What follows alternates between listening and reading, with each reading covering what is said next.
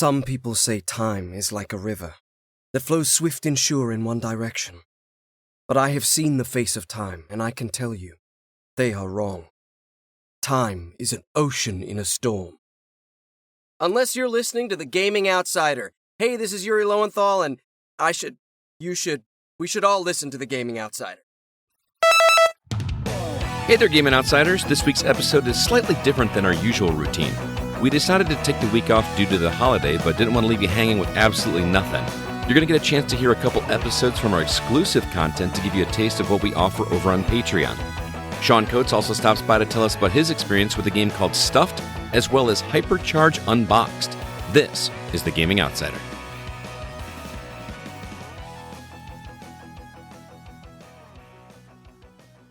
Greetings, programs, and welcome to The Gaming Outsider, a video game podcast with a focus on our incredible community. My name is Scott Clark. I am your host, and I'm the only one here as of this moment. We have had something a little bit different going on this week. As you guys know, this past week was Memorial Day weekend. I was out of state. I was down in Florida with my wife, unable to record. My wife would have killed me if I brought my microphone with me. Zach is unfortunately out of town. He was doing a camping trip, so he was unavailable to record because there was absolutely no internet connection where he was. And unfortunately, CB had to work. That left Alyssa all by her lonesome, so I did not want to ask her to do a monologue episode all on her own. But we decided to do something a little bit different. We wanted to leave you guys with something to listen to each week because I know you guys like the show. If this is your first time here, this is not a normal episode. Normally, each week, we get together and we talk about the week's news, talk about the games we've been playing, and then usually a community topic where we ask for feedback from the community about a specific game-related question. We discuss it. We read those responses on the show. It's always a great time.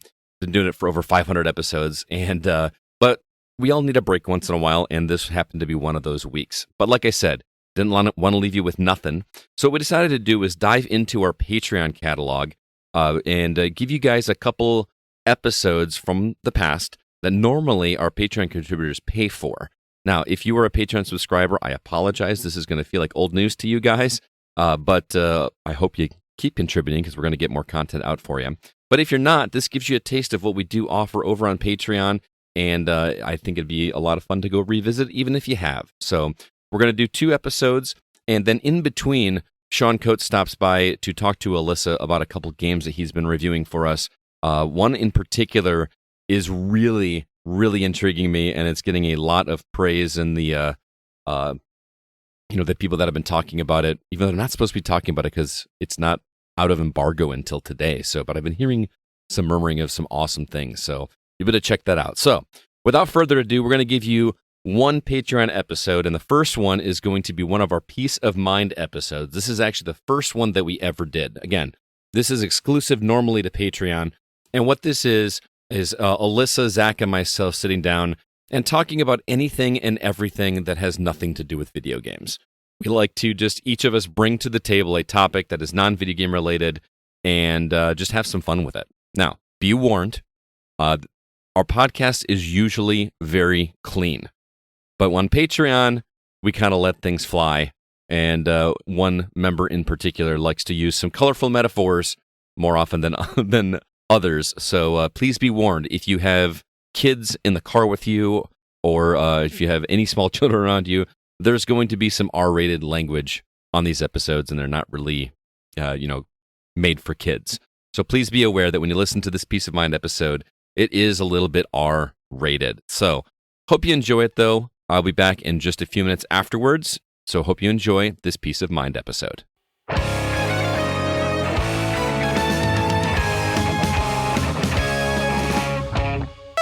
Greetings, programs, and welcome to this very special edition of The Gaming Outsider, exclusive to our Patreon subscribers, which we are very appreciative for all of your support in keeping The Gaming Outsider alive. I'm here with my good friends, Miss Alyssa White. How you doing, Alyssa? I'm okay. Better with you guys around. Aw. And Zach Parkerson, what's up, man? Alyssa, I know just what to cheer you up. I can finally ask the question we've always been wanting to ask. Oh, okay. Show us your boobs. Oh my God. Maybe later.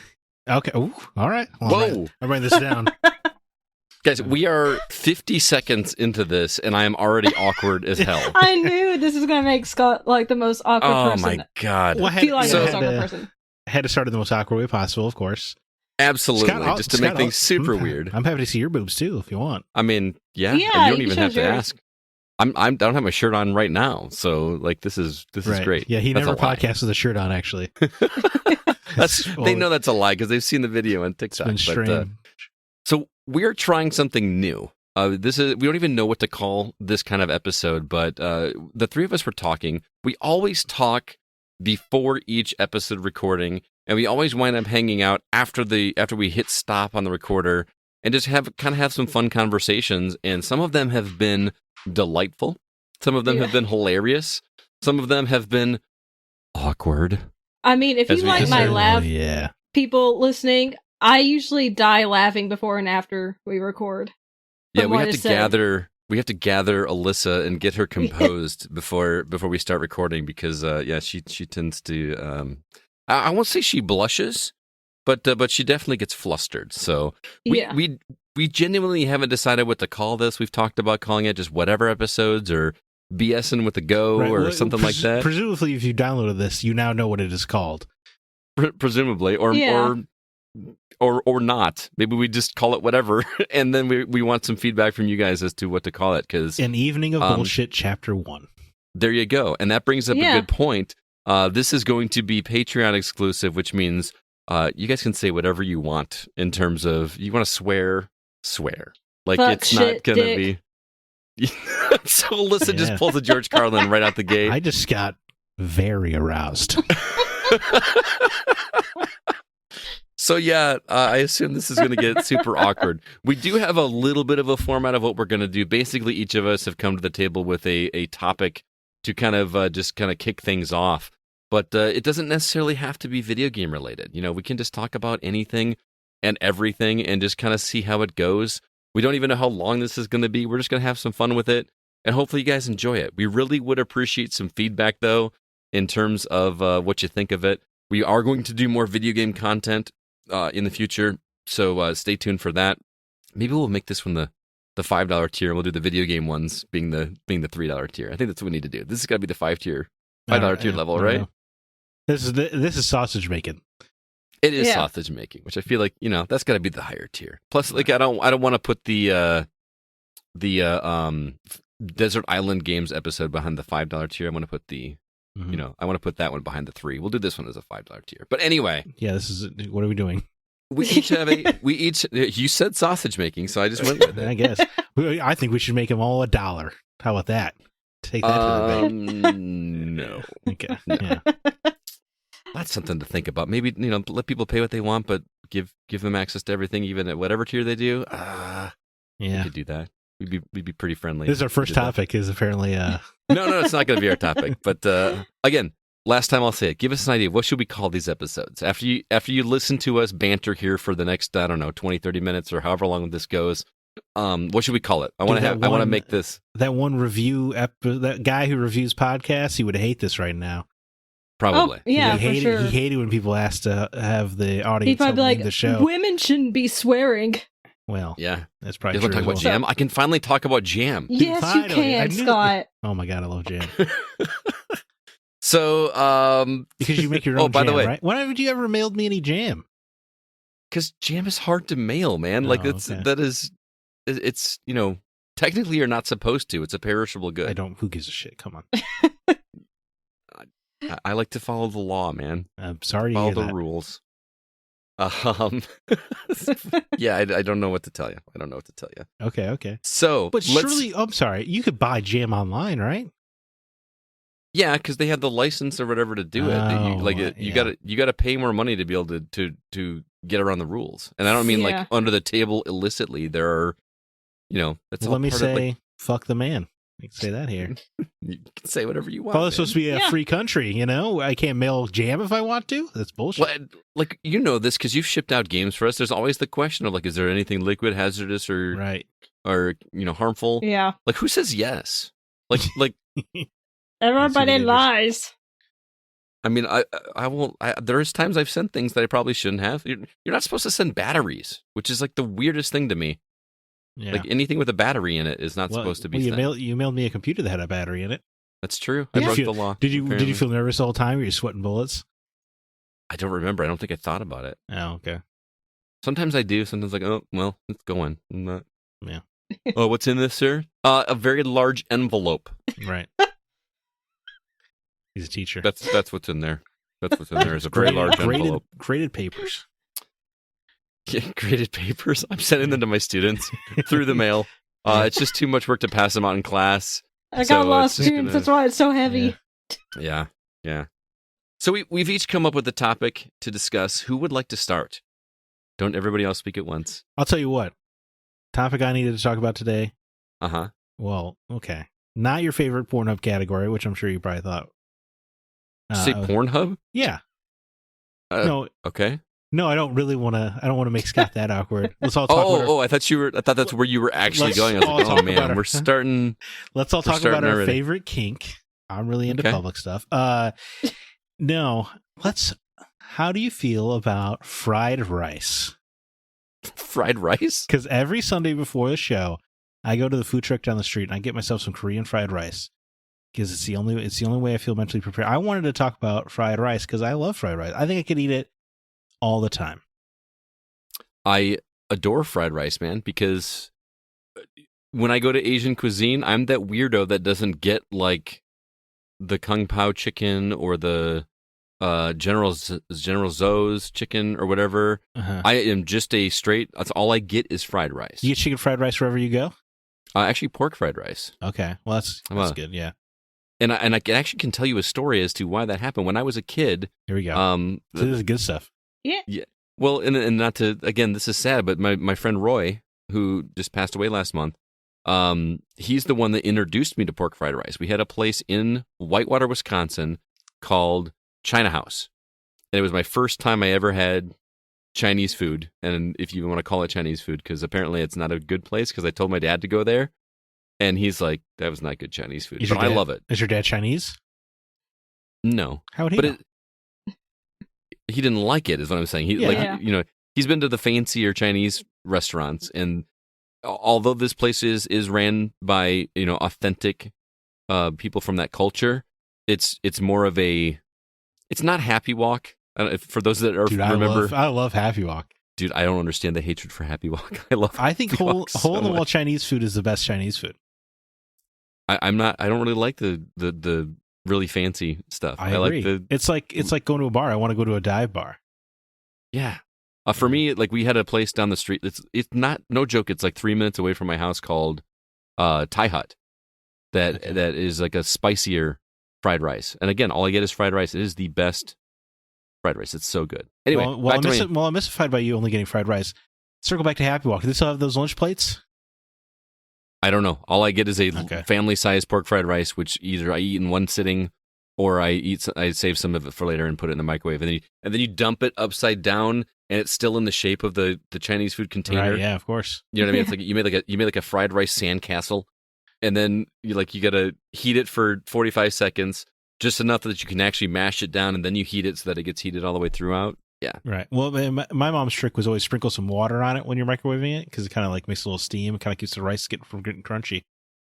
Oh, does that work? In my experience, yeah, absolutely, it's worked. So did you have like a little spray bottle? Do you like spray bottle the? No, I get like I cup it in my hand and I let it run off into the Chinese food container. Basically. Oh, so it actually goes into the middle of it, like soaks through. Uh-huh. Okay. Interesting. And that kind of like, I imagine it kind of steams out. Exactly. It's gonna change your fucking lives. Interesting. You do it I'm right. have to try that. Yeah. What is your take on fried rice, Alyssa?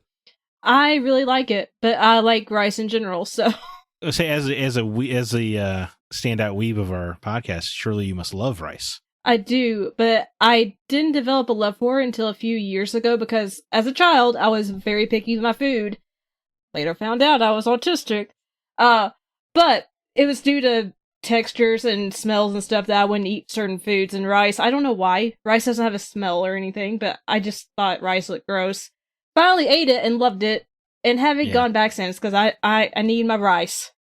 So dude, I don't understand why we don't adopt that from other cultures. Just have rice with like everything. I know, like I'm pretty sure they have rice with everything in Japan, and because there's not enough fat in it.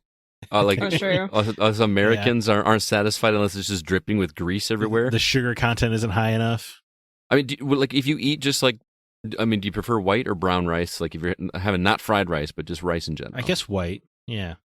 Yeah, I do too. We use a lot of brown rice because it's supposed to be healthier.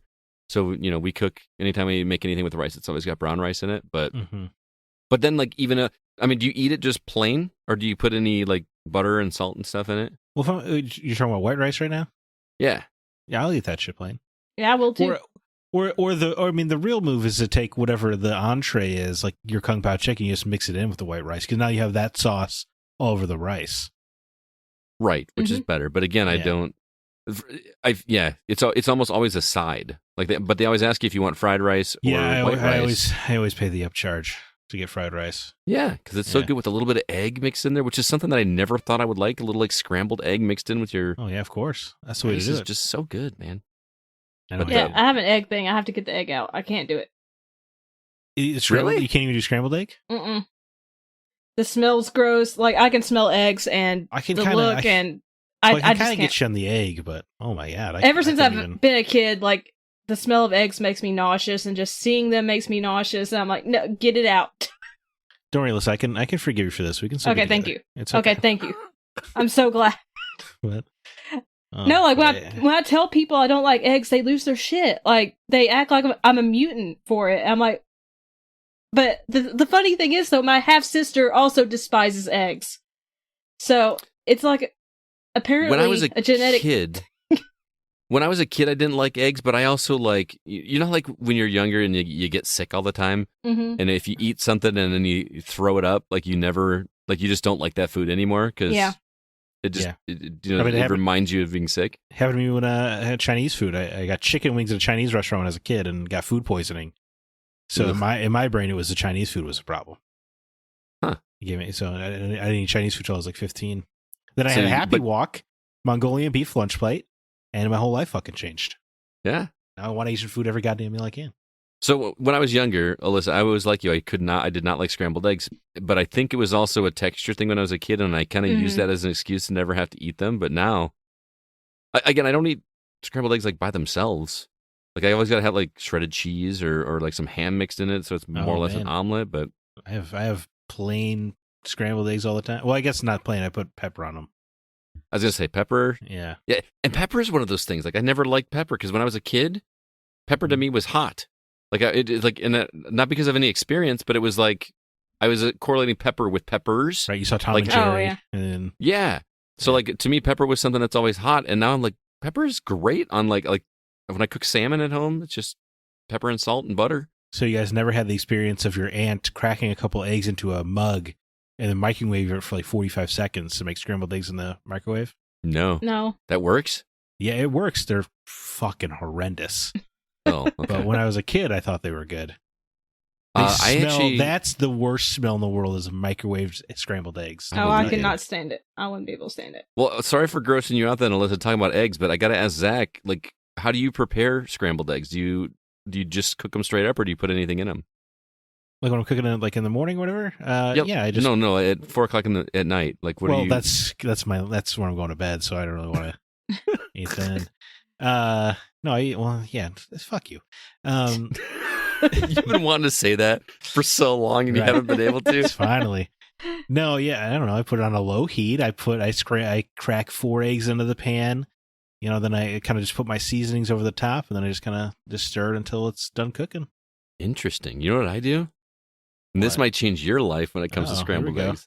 I mix milk in with my eggs after I beat them up. Yeah. You love beating things.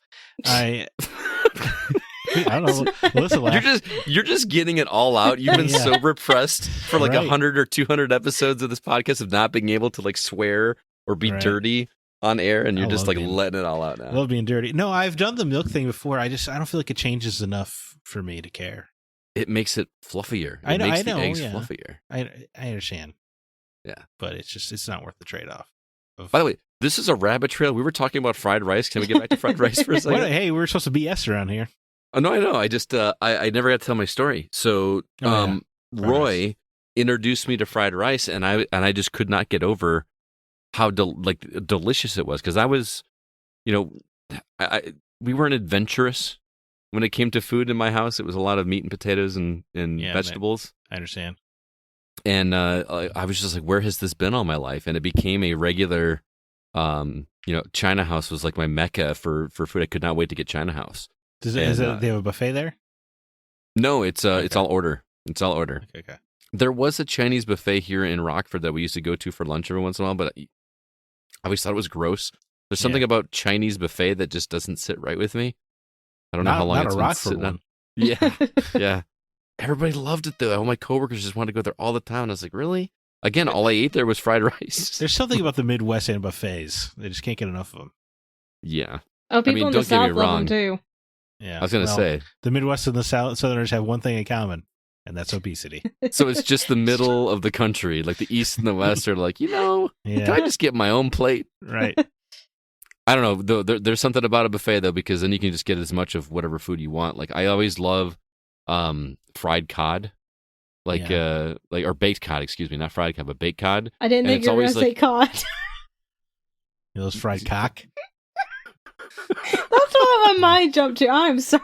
He likes to bake his cock. He likes to bake his cock in a warm oven. Just cut a hole in the side of the oven. Yeah. Oh my God, this went dirty fast. Sorry. Fried cod, Alyssa. Fried, actually, and I meant to say baked cod, but baked. But seafood is always like expensive when you go to a restaurant. Like it's like that expensive part of the menu. Right. But you go to a buffet and I can eat nothing but but baked cod, like for my entire meal if I want to, and it's great. That's why I think why people like buffets, because it's that all you can eat part of it. You say white people? Did I say white people? No, is that what you said? No, he said why people, but oh, that's I thought you said white people. I was just saying it makes sense for white people because they also don't like flavor, and the buffets so rarely have flavor on their food. It would make sense. Yeah, that's true. Yeah, there's not a lot of it's a lot of like Swedish style food. Right. You know what I mean? Like just that's the thing with my in-laws. I make fun of my in-laws all the time because they're Swedish, and like my mother-in-law thinks that any kind of spice is hot.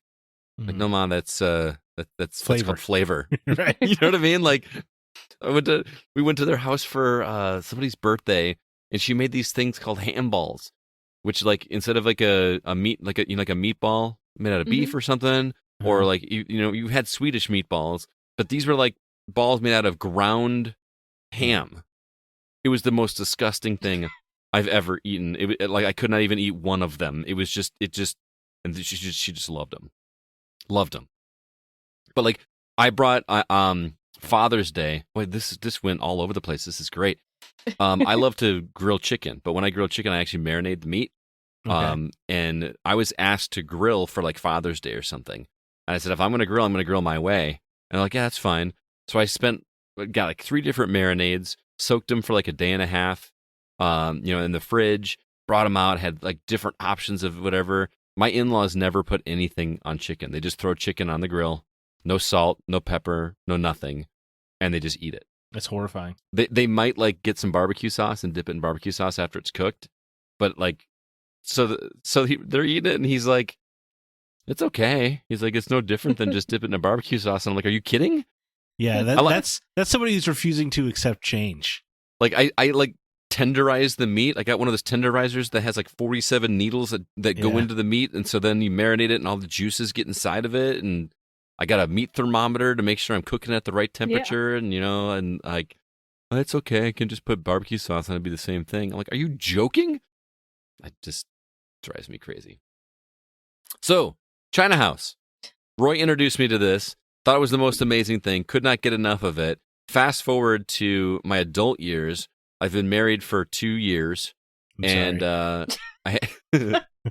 and I haven't been to China House for. And I was talking about it, and it was Valentine's Day, and my wife drove all the way up to Whitewater, Wisconsin, to go to the China House that I went to when I was a kid, and like stocked up on like 4 family-sized containers of pork fried rice, to bring them home so that I could have some for however long I could make it last, which wasn't very long. Right. I thought it was really sweet. Yeah. Did you put out? I mean, it's Valentine's Day, right? Right, so you had to. Yeah.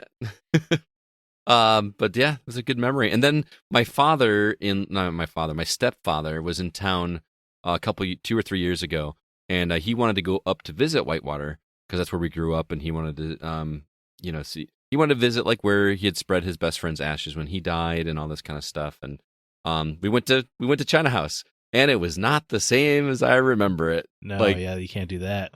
I feel like was it changed. the pork rice in the containers? Was that similar? That your wife brought back for you? Then it was, yes. Okay. When my wife brought it back, but again, that was 2007, 2008. But between now and 2020 that explains it. Okay. or whatever it was. Okay. I thought it was recent, and that didn't make sense. Like, and this is going to sound weird, but the rice was yellow. Yeah. Like a yellow rice, which just right, like Mexican rice is usually yellow. Yeah. Yeah, but I don't feel like that belongs in Chinese food. Like it's either brown or white or fried. Like, I don't know. Now basmati rice, that's the best kind of rice. Is that the real thin white stuff? Yeah, the Indian places use it. Takes a lot longer to cook though. So good. You're supposed to soak it like before you cook it too. Oh, is that right? So, yeah. I just get it when I get Indian food. Soy sauce, yes or no? I don't add it now. Oh, that's where we differ. I put way too much soy sauce. Yeah, I guess I don't add it. If I'm making fried rice at home, of course you need soy sauce, obviously. Right. Well, that's Mhm. part of frying it. Yeah, but if I'm getting in a restaurant, I'm not adding any soy sauce now. Oh, you would be disgusted by how much soy sauce I put on it. But I don't think I would. The only thing I get disgusted by is ketchup. I hate that shit. well, you're from Chicago, so that tracks. Yeah. No, but like the weird thing is I can't stand soy sauce from a bottle. You know, like where you get like La Choy or whatever, whatever, even like good brands where like you pour it on there. That stuff is gross to me. I just want the stuff in the little packets they give you at the restaurant that is glorified. I don't even think it's soy sauce. Right. I think it's just salt water that's colored brown. I literally think that's all it is. That's what you want. Yeah. That's what I had with that first time at China House. That's what I had. It all tracks back to China House. Yeah. We talked about rice for 20 minutes. Yeah, anyway, the kimchi fried rice, I get the Korean fried rice down the street. It has kimchi and bacon in it. Holy shit, it's good. I tried kimchi, right? When we went to the Korean barbecue place in LA? Kind of, yes. I need to try it. You need to stop. Just pretend that never happened. Okay. Okay? Because that was not a good Korean food experience. Okay. And well, if Sean's listening to this, I'm sorry, Sean, you don't have to feel bad about taking us there, but that place was junk. And, okay. And, you didn't say that when we were there. No. You're just like, yeah, this is, you were like, it's okay. Yeah. Like, well, it's okay. I was being nice. Oh, yeah. We were taken there by a friend. That's true. But there actually is a Korean barbecue place in Rockford now, like relatively new, like within the last 2 or 3 years. I should go check it out. So maybe we'll go. Well, I owe you a steak dinner, so I guess we can't go. Well, yeah. We could substitute, right? I don't know. Well, you want a steak. I understand. It's all about cloud cross-dressing, right? Cost me dearly. Man, that's got to happen. And it's not like we got E3 to go to anywhere we can do it there. No, although it's a lot more expensive in LA. It's going to have to happen at R2V2. Yeah, that's what's going to have to happen. Does Rockford have good steak? Sorry, Alyssa, what? I was just going to say, you also promised me beefaroo, so. Oh, yeah. Well, if you're going to be in Rockford for R2V2, there's no way that's not going to happen. Like, you have to have beefaroo. I hope we're not overselling it. I'll be eating beefaroo for every meal that's not the steak dinner I have to buy Scott. But Alyssa, you and I go sneak off to beefaroo together, Okay. See what happens there. No, I'm going to have to chaperone. Leave 6 inches for Jesus. Have a ruler between you guys and the backseat. I think you're being generous. I don't know. Might be surprised. Might be surprised. Do they still hand out the Andes mints at beefaroo? They do. Nice. If you go inside. I don't think you get them in the drive-thru. But do they used to in the drive-thru? I don't know. Inside. Okay. I feel like they used to give you the choice of either the Andes mint or the peppermint, the white and red peppermint. So that was so cool that they did that. Yeah, I would always have like a lady that would just like come around and make sure you got your mints. It was awesome. The bummer is that they're not themed anymore. Remember, like how there was always like a. Did they take away the themes? Yeah, they're all like standard. They're all like a standard, whatever. Each one is the same. Dude, now. What the fuck? Aww. I know. What? That was it's just like we were talking about in the most recent episode of the actual show, episode 444. It's just everything's so goddamn sanitized now, huh? Yeah. You get new owners. They strip all the fun and the heart out. Because Real Fruit got sold, right, a couple years ago? I don't know. Okay. I don't know the history of it. But, Alyssa, you're not from here, but each one had a different theme. Like, one was like an outdoorsy, woodsy theme.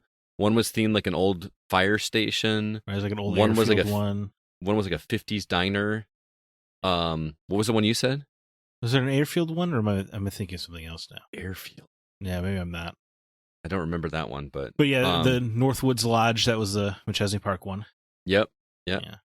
But they're all just like this brown. They still have like the 50s diner one had like a seat that looked like the back of like a 57 Chevy or something like that. Right. It was, yeah. Well, I remember last time I went, even their cups and stuff looked corporatized. If that makes sense. They're all like clear plastic with the logo on there and stuff. Not as much personality. Yeah. So it'll be interesting for Alyssa to try it to see if it lives up to the hype or if it's just kind of like corporatized, like you said. She's like, yeah, it's a beef sandwich. You know what to tell you. Yeah. You can't not love the cheese fries, right? See, I don't get cheese on my fries. I just get fries. I will try the cheese fries. I promise. I don't understand what you just said. You don't get cheese on the fries? I don't like eating fries with a fork. Okay. I just like to dump fries into my mouth. You know, this is like your Cheez-Its when you're gaming. Yes, exactly. I like to pour things into my mouth. I've heard that about you. But this turned into like the food outsider like really quickly. Yeah. What do you want to talk about, Scott?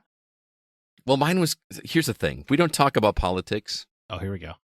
On the main episode for good reason. And should we save this for the end in case people want to skip it? Maybe, okay. Maybe because it's somewhat. It's not like going to be like red versus blue or anything like that. It's not like one. I'm not taking a side. It's more about like politics in gaming journalism, which we've talked about somewhat. Mm-hmm. You know what I mean? I'm just gonna go into it. I'm not to cut in on you, Alyssa, but I don't think it's gonna. And I know we're supposed to kind of do it not gaming related, but you know how the old saying goes: "Ladies last." Yeah. So I was listening to a podcast today that was talking about the NPD numbers, and granted, these were older numbers. I think it was still from February because NPD takes forever to come out now. But they were the number one game of that month. Hogwarts by Legacy. A long shot was Hogwarts Legacy, which, if you read anything on the internet about Hogwarts Legacy leading up to its release, you would have thought that game was going to be doomed to fail, because the vocal minority of gaming journalists are just like have this hatred for J.K. Rowling, and I want to talk about that because I feel like we can't talk about that on the show freely, because it drives me crazy. That it feels like you can't make your way in the way of journalism, mainstream games journalism, without any of those hot button issues being at the forefront of everything that you write, or without like agreeing with everybody. Why is it that if we disagree on something like that we can't ever have a conversation about anything ever again? You know what I mean? Like, I'm not going to go ahead. I'm sorry. I'm cutting you off. No, I was just saying, yes, I agree. That's all. I mean, you are correct. If you don't have the same exact thoughts, then you're not allowed to be a game journalist. Not at any of the big sites, which is frustrating because they're trying to figure out why they're all dying. And I'll tell you, it's accelerating when you all have the same opinion on everything. Because because you can't have an opposite opinion to make things interesting. Right. There's no more having conversations. It's just being shouted at by the other side. Yeah. And it just drives me crazy. Which is true across all political conversations. There's no conversations or anything anymore. And honestly, a lot of that is because of social media. I know that you're not a big fan of it in general. I still like social media, but I believe that social media is to blame for how much division we have in this country right now. It accelerated tribalism. And it also let the fucking insane people who would say shit like the earth is flat now find all of their people and then have their voices magnified. So they're congregating. Yeah. So they sound louder. And we have this fucking bizarre thing online that I do not understand, where you take somebody who says like one thing, right? You take a tweet from someone who's like, yeah, rape is okay. But then someone, this is what, right? And they say one thing and they have like one like. But then somebody with 3.2 million followers retweets it and goes, can you believe people online are saying this? Like, nobody is. One guy said it, and we all would have ignored him. But now you've magnified the problem. Now everybody that agrees with him is like, oh, I got to hang out with this guy. Right. Now you've helped them find each other. Yeah. And then, I mean, there's... For the record, rape is not okay. I just wanted to make sure. Yeah. You said rape twice.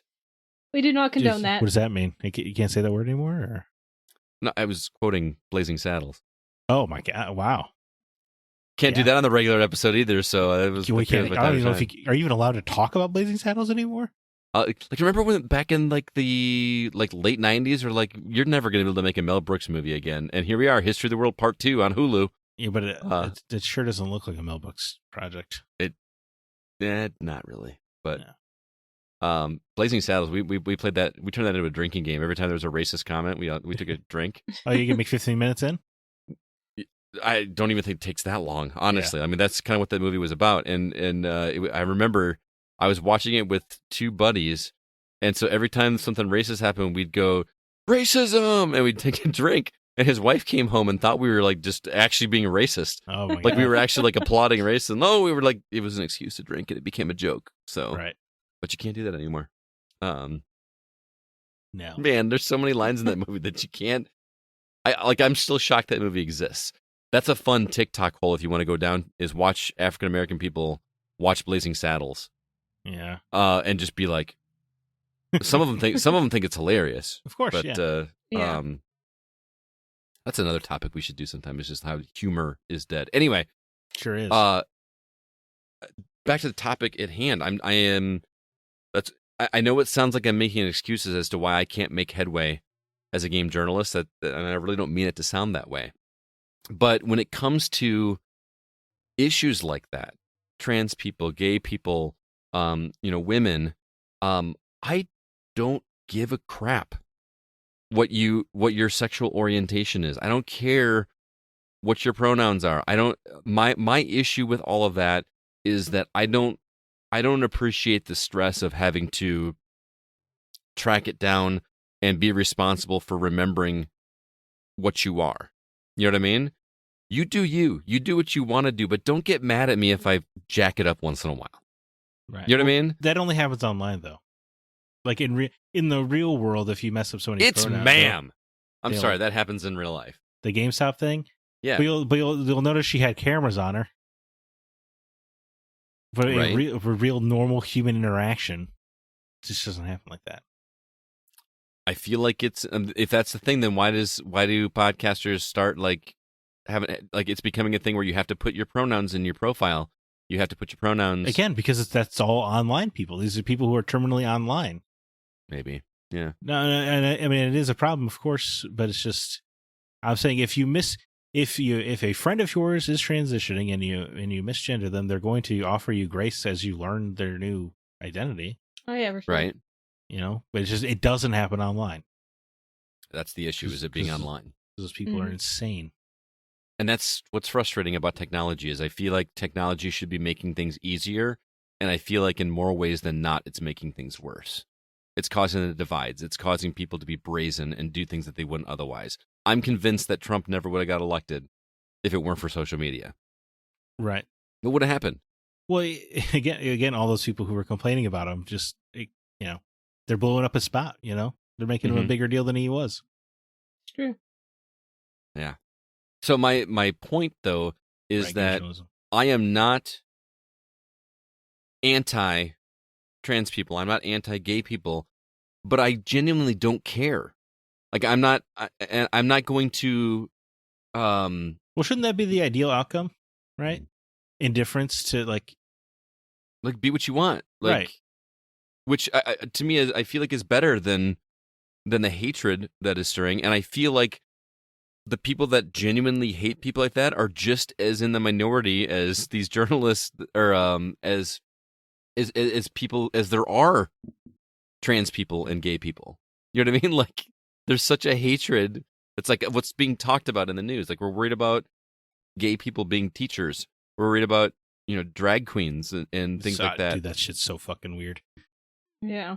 Like what? Like we just had who has been arrested more for reading books to kids, drag queens or priests? Yeah.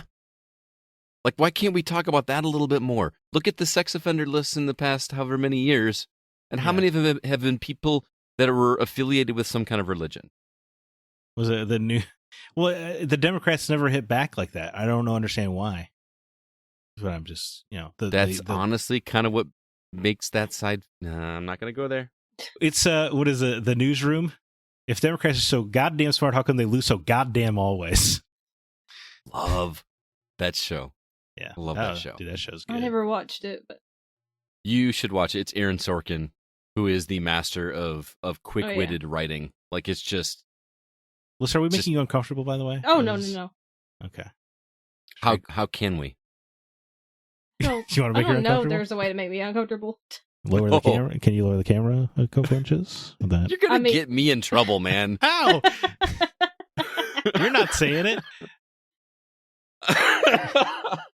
Anyway, trying to make her uncomfortable. Alyssa, how do you feel about maybe you don't have? I don't know how big your aspirations are for games journalism. It's been a dream of mine since I was a kid, so I don't really know. But aren't where you stand. You succeeded. You are one. Am I though? Yes, I'm eating gummy bears while we talk. By the way, okay, that's perfectly fine. Unnecessary thing to add. Should I grab some licorice? The Trader Joe's has a strawberry licorice, guys. It's incredible. Oh, I've had that. It's so good, dude. It's good as shit. Right? I can't stop eating it.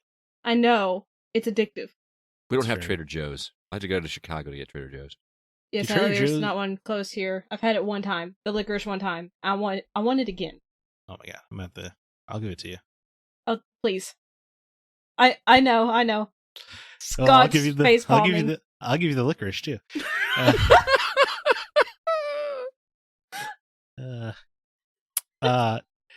Trader Joe's cracks me up. Who's showing a Patreon subscriber? I don't remember. I'm going to look it up. Trader Joe's cracks me up because all it took was time for them to become the cheap alternative. They used to be the pricey place, and now they're cheaper. That's all I wanted to say. Anyway, games journalism, Alyssa. Okay. I mean, yeah, I've always wanted to be somehow in the writing field, and I've, gotten into gaming and writing about games, and yeah, I mean, it's an aspiration of mine. I don't know if I'll ever achieve it. But is it like expounding on the topic of the trans and gay? Yeah, I mean, do you feel like, especially with you being a woman, I don't even know if that helps or hinders you at this point, because I feel like so many podcasts that I listen to, like unless they have somebody that is a minority, whether that be a woman, whether it be a trans person, whether it be an African American person, anything, like it's like they're not credible. You know what I mean? And don't take that like that's why we asked you to be on the show. Oh, no. I don't mean I don't think that's not that, like I genuinely like talking to you, and I thought you did a great fit with us. I had different motives for getting on the show. Did you really? Until you met me. I saw that one video where you talked about Papa Near, and I was like, I need her in my life. Oh yeah, I remember you. You actually told me about the Pop in the air. Papa Near. Oh, Papa Near. Yeah. Near. Got it. Oh my god. Papa. Are those gummies? So, I mean, are those gummies have marijuana in them? No, they're just regular Haribos. See? Okay. We'll believe you. I keep them in the pocket of my sweatshirt, like in the you get the little like front pocket that goes all the way through. Oh, that makes me think of Napoleon Dynamite with the tater tots. Yeah. Let me eat your tots. No, I keep candy in here because I don't want to have candy in my pockets, like my actual side pockets. And then I'll forget that I've got candy in there, and I'll wake up in the morning, and there'll be gummy bears or something like in my bed that have fallen out in the middle of the night when I'm rolling over. It makes my wife so angry. Do you sleep in your hoodie? Yeah, I sleep in my hoodie. You don't sleep in a hoodie? No. What do you sleep in? Just a shirt. Well, so do I. It's a shirt. Regular t-shirt. You guys are both Winnie the Pooh in it? You guys, it's just a shirt, nothing else? No. Bottomless Thursdays. I don't know what you guys are into. No, I wear sweatpants. Oh, I wear Or shorts. pajama pants. I sleep Well, naked. you live in the South. It's a little warmer than it is here. Oh, I do that in the winter too. I cannot wear pajamas. I burn Yeah, but- up. But you understand, winter is a little bit different in Alabama than it is in Illinois. Well, yeah, I mean, I think the lowest it gets here is in the 10, 15 degrees at points. Yeah, But I know that's it gets in the nothing. negatives there. So yeah. But so like yeah, back to the thing at hand. How do you feel as a I'm not going to say wannabe journalist because we are kind of journalists, right? Well, yeah, kind Like, of. do you- Yeah. Do you feel hampered by anything like that feels out of your control in terms of who you are and how you feel about certain things in the media, or how little you care about things like that in the media? I think really the only thing that hampers me is the fact that I'm disabled.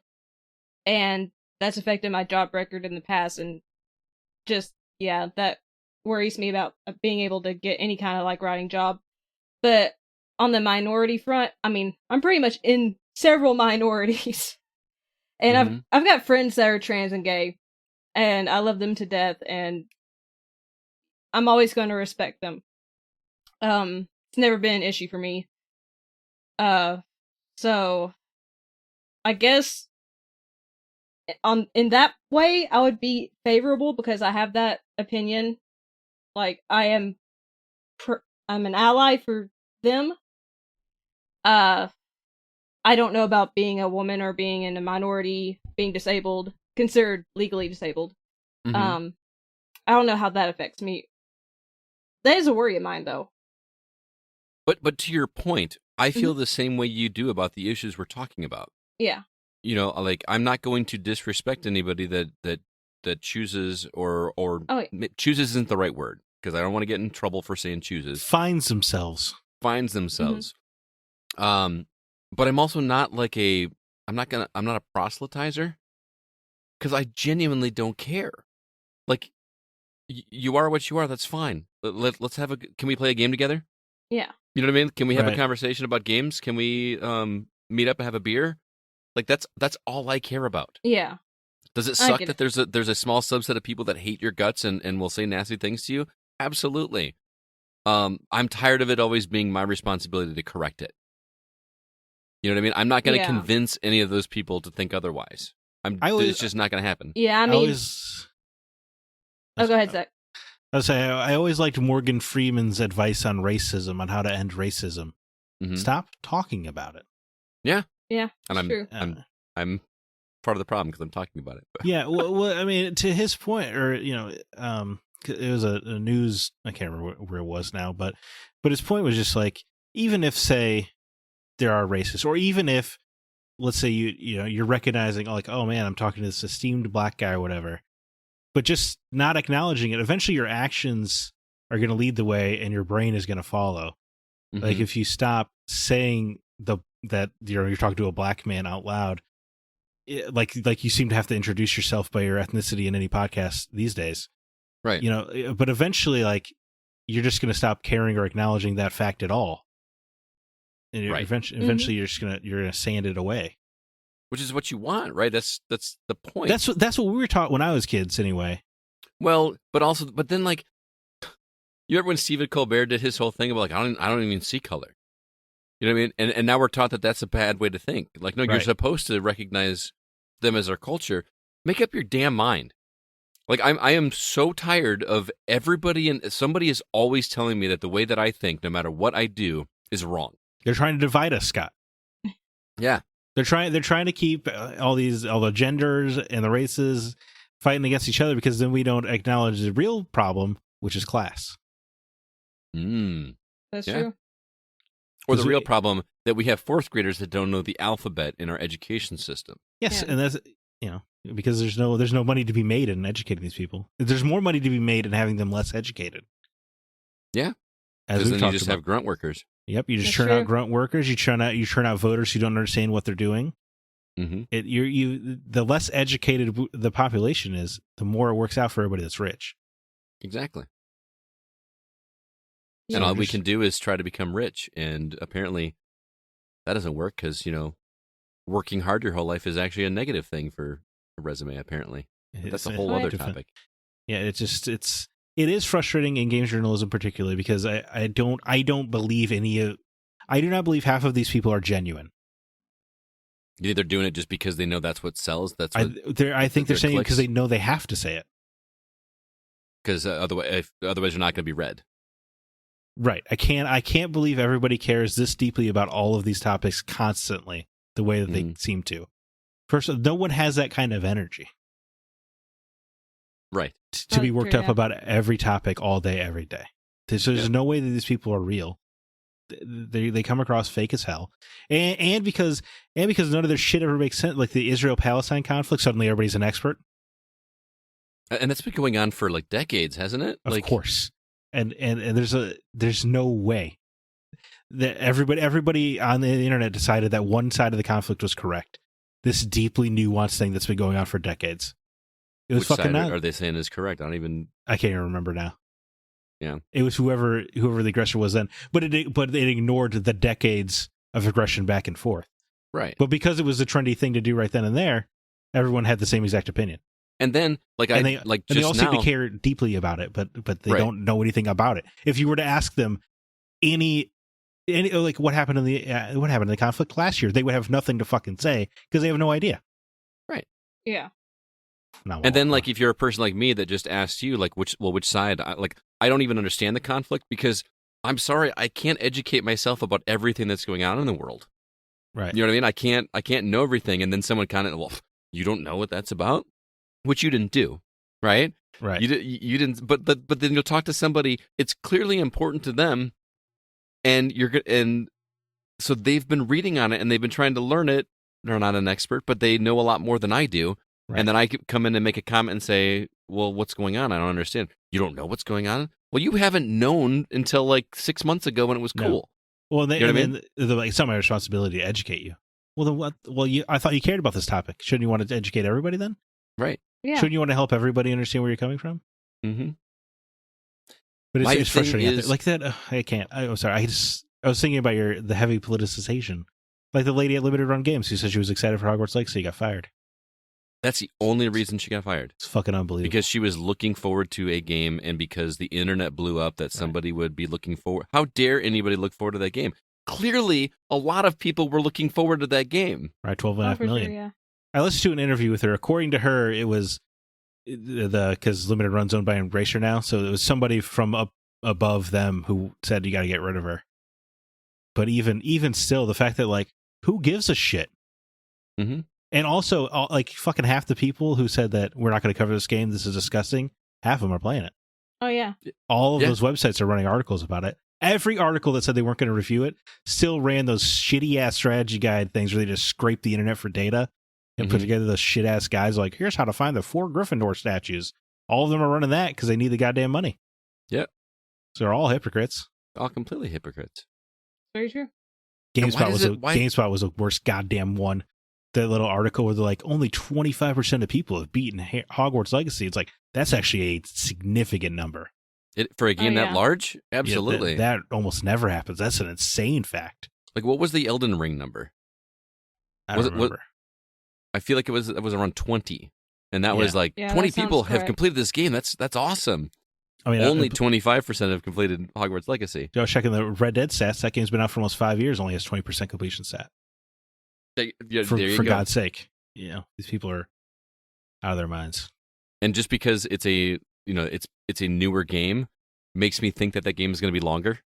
I don't know. I had to look it up, but like I feel like the more we go through the game cycle, the games just get longer and longer and longer, right? Yeah, I feel like it is kind of long. I don't know. But anyway, we talked about I could talk about that. I'm sorry. Yeah, I cut you off several times, dude. I'm sorry, but. No. I was all I feel like you're passionate about it too, and it's things like that where I want to have honest discussions with people, but at the same time I don't because I don't care. Well, nobody's interested in nuance. Nobody wants to talk about it. All they want to do is just like but there's even like people that I respect that don't know I'm seeing some of the comments that they're putting on posts on the internet. You know what I mean? Like somebody will post. You know how you're not on Facebook, but Alyssa can know what I'm talking about. On Facebook, they've got, like they'll have some kind of story that's interspersed amongst your your followers. Yeah. And it'll be a story about something, and if somebody comments on that, I'm seeing it in my feed because one of my friends commented on it, and they're the only comment that I see unless I expand it. So I'll like covertly be seeing things that they're commenting on, and I'm like, why are you like? I see it consistently. Like whenever something like that, like a topic like that comes up, they're commenting on it, and I'm like, I didn't know that about you. I've You know had what I that mean? happen And- as well with family and friends. Yeah. Yeah, and that's honestly why I don't say anything political on social media. I've had posts written out this week, like on Twitter and stuff, in regards to the Nashville shooting. I had it typed out, and I didn't send it, and I pulled it back because it felt good enough just to type it out, even though nobody saw it. I think I was going to say something to the effect of how many banned books and drag queens killed children this week? You're right. Mm-hmm. I mean, it was just like honest question. How many drag queens and banned books have killed fourth graders this week? And something I was going to say something to the effect of, so at what point do I get hazard pay? Well, I mean, I've thought teachers need hazard pay for years. I mean, it's getting. This was a Christian school. Well, this school shooting, right? The teachers were armed, right, and the doors were locked. Like it was a conservative dream. I don't think the teachers were armed, but I think there was an armed officer on site. Yeah, which clearly helped. Right. Well, that's what I was saying. Is they were following all of the talking points, and it didn't help them. Yeah, and they followed all of the protocols in terms of security. The doors were locked. They didn't let this person in. They used their weapon to get through to break open the door. Yeah, it's not rocket science. That's what you would do. Right. Yeah. And then again, how everything just immediately turns into, a politicized thing. Apparently, the shooter was a trans male. Did you know that? Woman. It was a trans woman. I thought it was a transition from female to man. Because they showed like the original picture, like a school, because this person attended the school, right, and appeared to be female in the photo, and in the images from the school, it appeared to be a male. So again, this is why this whole thing frustrates me, because I don't, I'm going to get somebody mad at me for not understanding and not labeling this person correctly. But again, this person killed 3 students and 3 teachers. And there are people out there that are mad that we are misgendering the person. Like, I mean, I might have been the one that misgendered because I can't remember what the news story said. I'm not saying I don't know. Yeah. I'm just making a point that one of us did it. One of us misgendered, and there are people that are going to be more upset about that than the fact that we have 6 dead people that were just going to school. And 3 were children. 3 were children. Yeah, well, 10 years old. We already decided we're okay with killing kids in the country. That's old news. That happened years ago. I just, why can't we have a discussion about it? Why can't we talk about it? Why does everything, for any voice to get heard, all that's happening is shouting? Like, I've seen videos all over social media of people yelling at Capitol Hills and things like that, which I understand because nobody's listening. Nothing's being done. Right. But both sides, can't we just talk about it? Can't we have a conversation and come to some kind of agreement? I mean, I feel like we are headed... Dude, I think every politician seems legitimately insane now. Yeah. Like, Marjorie Taylor Greene doesn't seem like a real human being. She seems like a cartoon character. Yeah, she does. The things she says are not things humans say. And there's on the other side, too. Like, there was a woman I saw last week, and it was a representative from Nebraska, I believe, that was basically telling everybody in front of her, don't talk to me, don't associate with me. You have made it clear that you don't care, you don't align with my views, don't talk to me about your week, I don't care. I'm like, that's not the right answer either. Like, I understand you're sticking to your guns, but just cutting off all communication and saying that you're not working together is just furthering the divide. And you are just as much as part of the problem, whether or not I agree with your side of the issue at hand. We've come a long way since Martin Luther King Jr., huh? Right? Yep. That's, yeah. I mean, look at how corrupt everybody considered people like Kennedy to be. Right. You know, oh, he had sex with Marilyn Monroe. Now the corruption is just open and no one cares. And it helps them. Right. Mhm. I mean, look at what's happening to Trump right now. Was it Matt Gaetz? Is he the one who straight up got caught talking to minors and everyone's like, oh, I guess I'll vote for him again. So. Yeah. Yeah. What the fuck? I mean, look at Trump right now. He's being indicted. We don't know what for, but that doesn't stop Ted Cruz from going online and saying these charges are ridiculous and unfounded. We don't know what they are. Right. You're just like, did you have that just prepped and ready to go? Yeah. Well, he's not a real person either. But we've got a guy. Dude, Ted Cruz is such a fucking pussy. He is, yeah. That's right. Donald Trump talks shit about that man's wife, and he's on Trump's side. Yep. What the fuck? You talk shit about my wife? I would on that podium. I would have walked over to that man's podium and punched him in the fucking face. I would have paid to have seen that. Dude, Could you imagine? It doesn't he represent? And then Cruz is a Texan, right? Yeah. Yes. Could you imagine? He would have had more votes than he could count for the rest of his life if he did that to the Texas constituents. If you punched a man and you were defending your family while doing it, dude, you'd be set for life in that state. I don't think you understand the adoration for Trump. Like that would have been that could have. No, but dude, Texan is where that guy shot the dude who molested his kid and the judge is like, hey, well, I'll give you a warning. Yeah, and he shot him on the news. I gotta go see that story. Dude, Texas cares about family. That's all I'm saying. Yeah, you may be right. But my point here is that no matter what happens, he's been accused of sleeping with a porn star, paying off said porn star. Yeah, the paying off, I don't think, right, you're not supposed to do that as a president, right? Right. He was recorded saying, man, you can just grab women by the you-know-what. And like that, you know what? I can't do it, man. I get this mic in front of me, and I just can't. Pussy. I can't do it. But I feel like those kinds of things have actually bolstered his base and made them like him more, which is scary. We're gonna have that Terry Crews character from Idiocracy. You know what I mean?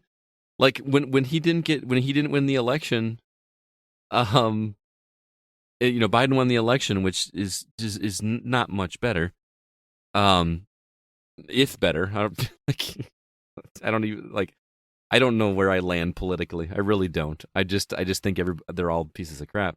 But I feel like those kinds of things are making his run for presidency again a reality.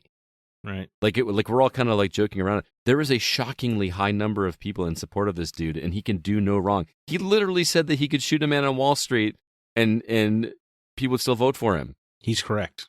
And people said, yeah, absolutely. He could be the school shooter of this most recent case and still get elected. Yep. So, anyway, I did not mean for that to go as long as it did. We should move off of politics and talk about whatever Alyssa wants to talk about, because I'm really curious. Well, I know we talked about the reading books before watching a movie, TV show, or whatever beforehand. We told we're gonna shelve it, so that'll be mine, because that's my little area of expertise there. So did we talk about that on the episode, or did we talk about that before the episode? It was beforehand. Okay. Yeah, we didn't record it. So we were talking about which property was it we were talking about? I'm trying to remember now. No, it was playing Last of Us after watching the game. Or after watching the show, I mean. I think it started with that Ninja Turtles. Oh, yeah, game, yeah. Right? The Last Ronin, We were talking about whether or not you would read the graphic novel first and then watch the show, or watch the show and go back and read the graphic novel. And you said you can't do it in the reverse order. You have to read the source material first. Yeah. Why is that? It's just a weird thought process for some reason, because I have to, if I'm interested in the story, if I want to read the book or the graphic novel, manga, whatever, I have to read that before I watch the movie, the TV show, the anime, whatever it is, because I'm like, I need to know what happens, but I can't watch it on screen, because if I watch it on screen and then try to read it, I know everything when I go to read the book, which is the same thing if I'm reading the book beforehand and I'm watching the show or the movie or whatever. They might take some stuff out or change some things, but I know what's going to happen. But for some reason in my brain, I'm like, I need to read it first so I won't be spoiled. But if I watch it first, I'm like, well, that spoiled the book for me, so might as well not even read it. So is it that you don't want the book to be spoiled, but you don't have a problem if the show is spoiled? I guess so, because I don't know. I just love diving into a book and experiencing it, and then seeing it on the screen. I know inevitably there's going to be changes and all that, whether they're major or minor. But it's just, if I watch it and then try to read it, I just can't get into the universe when I'm trying to read it when I already know what has been portrayed on screen. But you're still experiencing it the second time either way. Yeah. Right? Yeah. It's just a weird thing in mind. I I'm know. not knocking you. I'm just trying to She wants to understand. experience it the real way first before she sees some loser adapt it. Well, is that the case though? Do you think has there been a time where the adaptation has been better, or you can't say truer to the source material, right? Because it's not, because you can't get any more truer than this actual source material. I know I've had things where I preferred the source material. I mean, not the source material, the adaptation over the source material. Mm-hmm. Oh, I can think of one right now. Life of Pi. I could not get through that book, but I watched the movie and enjoyed the movie. It's very rare though. Most of the time, I do prefer the book, or the book and the adaptation will be on the same par. Very rarely does the adaptation exceed the source material for me. See, I genuinely love going either way. When I was a kid, you're gonna laugh at me, but I watched these movies, and you guys probably don't even know these movies. If you do, I'll be shocked. But there was a series of books called Anne of Green Gables. Mm-hmm. You are familiar with it? Zach, are you familiar? My granny made me read that book to her chapter by chapter every morning before school. That was one of the books in rotation. Nice. So yes, I am familiar with Anne of Green Gables. I was introduced to the movies first. And if you're not familiar, Zach, there's actually a Netflix series based on where they redid it. Yeah, it's called like Anne with an E, I think. Anne with an E. Yeah. I'm not going to watch that. I believe you. No, just there's a lot of stuff out there. I can't. There is. I'm feeling so overwhelmed right now. All this content. Oh, No, I know. I'm constantly overwhelmed with content. No, and this isn't me trying to sell you on watching it. I'm just telling you, like, when I was a kid, that was one of the rare things that I could watch because it was G-rated. Oh, and yeah. it was about an orphan girl. There were no subliminal message from Satan. Yes, exactly. It's an orphan girl with red hair that's adopted by an older couple that are expecting to get a boy, to help out on the farm, kind of thing. And and the orphanage sends a girl instead, and it's actually a very sweet What a story. crazy mix-up. Yeah, but they wind up keeping her, and she's very precocious, very into like poetry and reading and things like that. And again, one of the few things I got to watch. So I started reading the book, and I got all kinds of crap for reading a book called Anne of Green Gables in my 5th grade classroom. You know what I mean? As you can assume. But ever since then, I've loved going either way, either reading a source material and then watching the film, or watching the film or TV show and then going back and reading it. For example, I watched all of Game of Thrones how many times? And I went back to the book, and I'm listening to the books now, and I'm still enjoying it. Like it's making it I don't feel like I'm missing out because I watched the show first before reading the books. Well, the way I see it, you have a little cheat sheet for how the characters should look. That's true. Could you imagine reading that book without the visualization of those characters in your head, with how many characters there are? I don't think I could do it. I mean, like, also, you know how to pronounce the names, because when it comes to fantasy books and you're just seeing these names, you're like, how in the world? And you're just in your head like, okay, I guess it's pronounced this way, and then you hear it on TV. It's like, okay, I was wrong about that. Weren't we talking about that too, like with Star Wars books, like when you're doing audiobooks? Oh, yeah. Where like you hear the name and it's hard to remember without actually physically seeing the letters. Oh, yeah. Mm-hmm. Mm-hmm. I got to go back to that book, by the way. I never finished it. I got to cancel my Audible membership or take the 3-month break because I got like 3 credits stacked up that I'm not using. Did they? Yeah, they had a fast. I did pick up the new not Peter Weir. Who's the guy that wrote The Martian? Andy Weir. Andy Weir. I picked up his new book that is supposed to be pretty good. I haven't started it yet, but what do you think, Zach? Do you like going back and forth between the two, or do you like to stick to one medium? Well, Oh, it's tricky. It's nice when you see the movie first because then you can actually enjoy it. Because I feel like a lot of times if you read the book first, when you're watching the movie, especially the first time you watch the movie, all you can do is pick apart the differences. Right. Yeah. You know, so it's kind of beneficial in that way. But also, much like Alyssa, I kind of like I want to experience whatever the source material is in its original format first.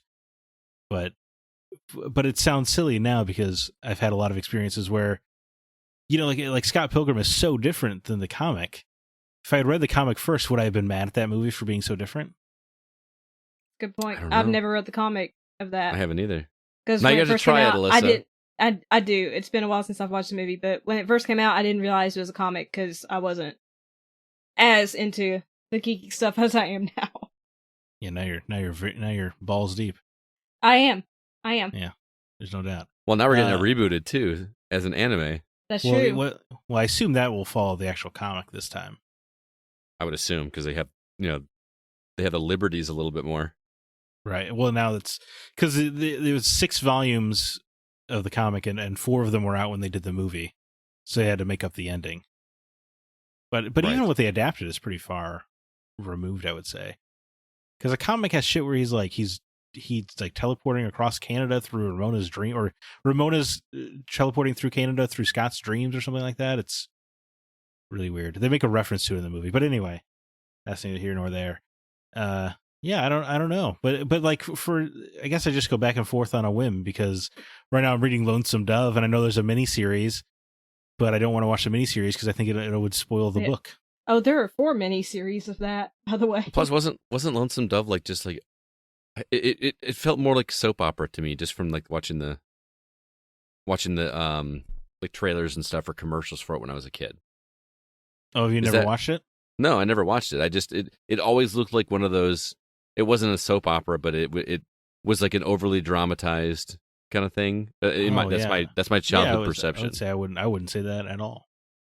I mean, oh really? Yeah. Oh, you watched the show? No, I'm sorry.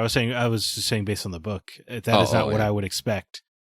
Although I mean, Robert Duvall and Tommy Lee Jones seems perfect for the characters that I have been reading, so that's nice. You should go look up a trailer and see if it feels to what that. But what if it ruins something, man? Oh man, that's true. Yeah.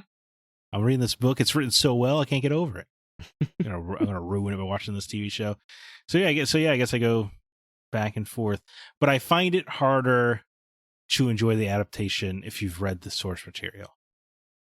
That's a typically interesting point. So do you feel that way ever, Alyssa, when you read the source material first and then you go watch the movie? Are you disappointed because of the changes from the book? I don't really experience disappointment in that regard. I know a lot of people do. I know it's going to be a separate entity, so if changes are made, and sometimes I'm like, yeah, that shouldn't have been done, but I never like feel like it ruins the book or anything. I just kind of separate the two, but I don't know. I have another question though. Does anyone else purposely read ahead and spoil things? No, never. Do you? I am terrible about yes, and that's the thing. Like, I'm all about. I can't watch the movie or TV show until I read the book. But then I'm reading the book. I'm like, oh, does this couple end up together? And I flip to the back. It's funny every single time. I would say not usually for story spoilers, but I will sometimes look online and be like, do these 2 characters end up together, or am I going to waste my emotional investment? So for romance, I do look it up sometimes. Well, that was going to be my question. Like you said, you at least go to look it up. But Alyssa, you read ahead. How do you know how far to look ahead? Oh, I just flip and I look at words until I find what I'm looking for. She knows the words to scan for. Look deeply into his eyes. Okay, yeah, they probably end up. Okay, good. All right. I don't know. I've never, even as a kid, I never went to the back. I wanted to. To me, that's like the same as like hearing a spoiler about a movie or something. I want to go into that as fresh as I can. It's been a lifelong habit of mine. And I tried to break it. I'm like, I can't do it.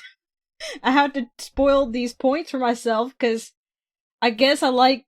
Well, I don't spoil the entire book, but like, I guess I like knowing there's a specified destination that I know ahead of time, And then the rest of the journey, I'm like, okay, I'll just experience that blindly.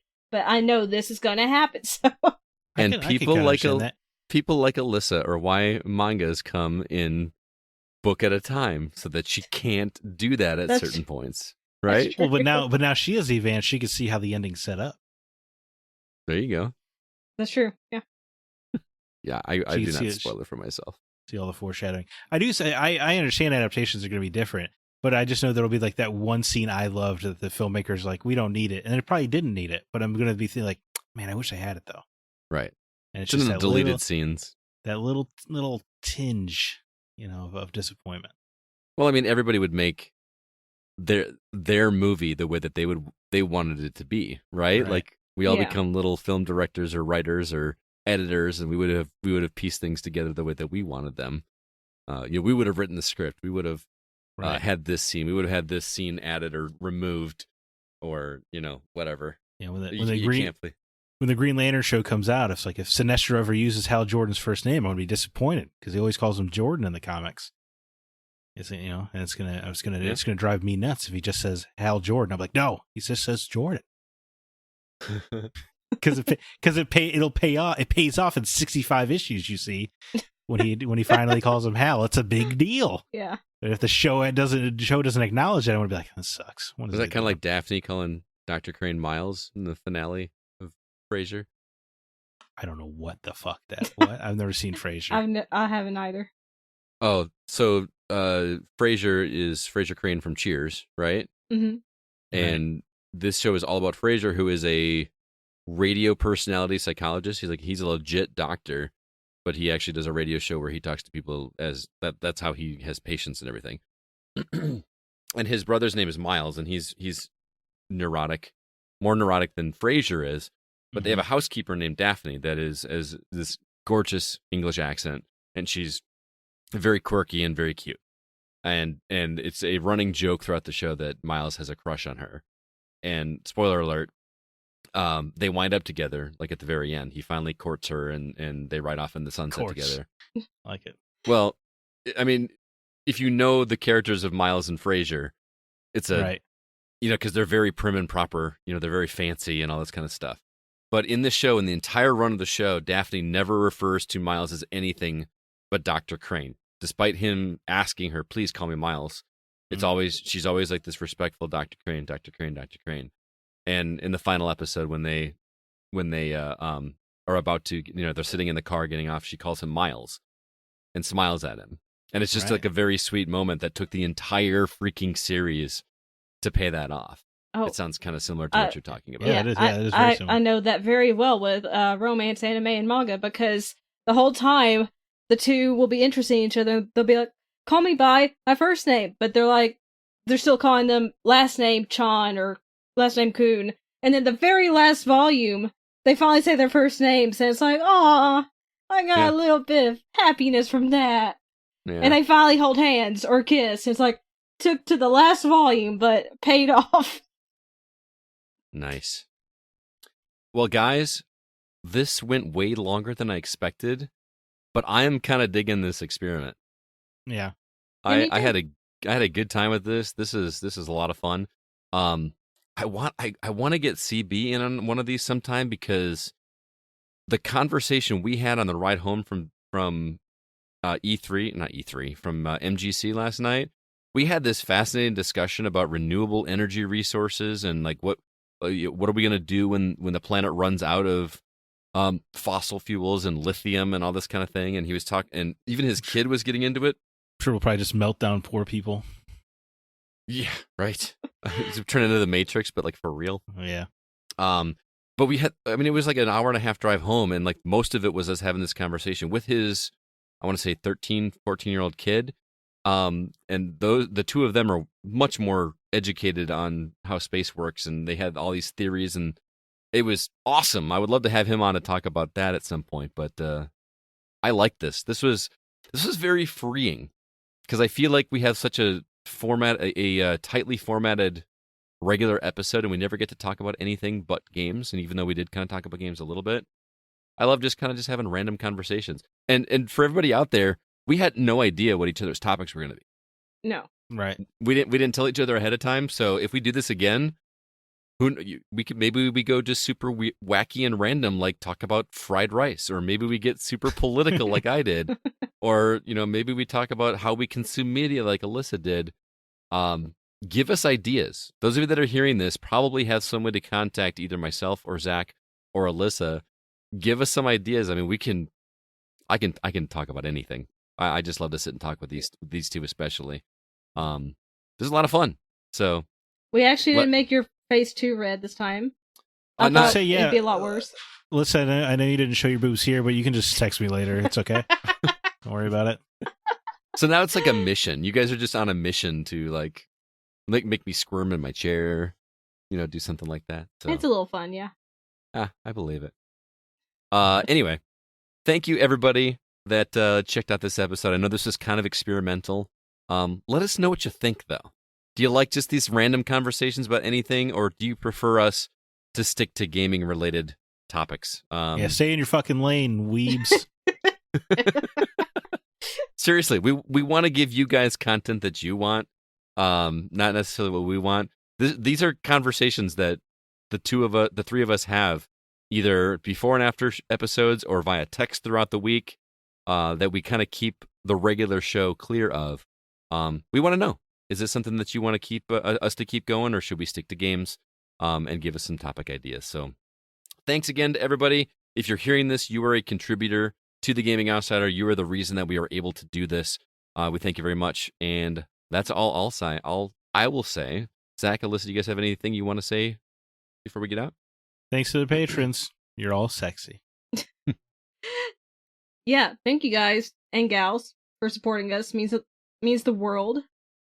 And we get to do what we love because of you. So absolutely.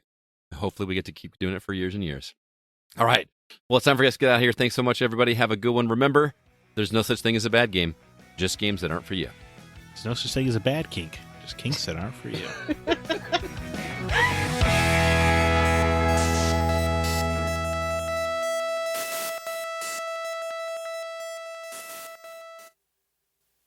And there you have it. Our first Peace of Mind episode. I hope you enjoyed it, and I hope you were not too offended by the language on that. But it was a lot of fun to record. So with that said, if you like that and you're not a Patreon subscriber and you'd like to hear more, we've got more Peace of Mind episodes. We've also got Legacy episodes. We've got Break the Seal. Kevin and I do this thing called Trade Off, where we make each other play another game. We have Retro Outsider, all different types of video game related content as well. And I hope that you check it out. If you're interested, you can find out more details at patreon.com/thegocast, THEGOCAST. And we do appreciate the support. Every penny that we earn does not go into our own pockets. We feed it back into the Go to paying for the show, as well as purchasing review copies that we then in turn give away to the community when and if we get them. So we really do appreciate the help in any way. It helps keep the show running. Real quick, I also have a couple reviews for you. This is new content for this week, so you won't want to miss this. I asked Alyssa to talk to Sean Coates, who is reviewing a couple games for us. The first game is a game where you play as a teddy bear. It's called Stuffed. It looks pretty fun, actually. And the other one, Hypercharge Unboxed, looks like a game that you may want to keep your eye on. So we're going to go ahead and play those reviews for you right now. okay, so today we're talking with Sean Coates about his review for Stuffed. How are you doing, Sean, by the way? Doing good. Just realized it's the first time I'm talking to you directly, ever. Nice to meet you. I know. It's nice to meet you as well, and this is also my first recorded review, so please forgive me, Sean and listeners. But today you've got two games to talk about, and the first one up is Stuffed.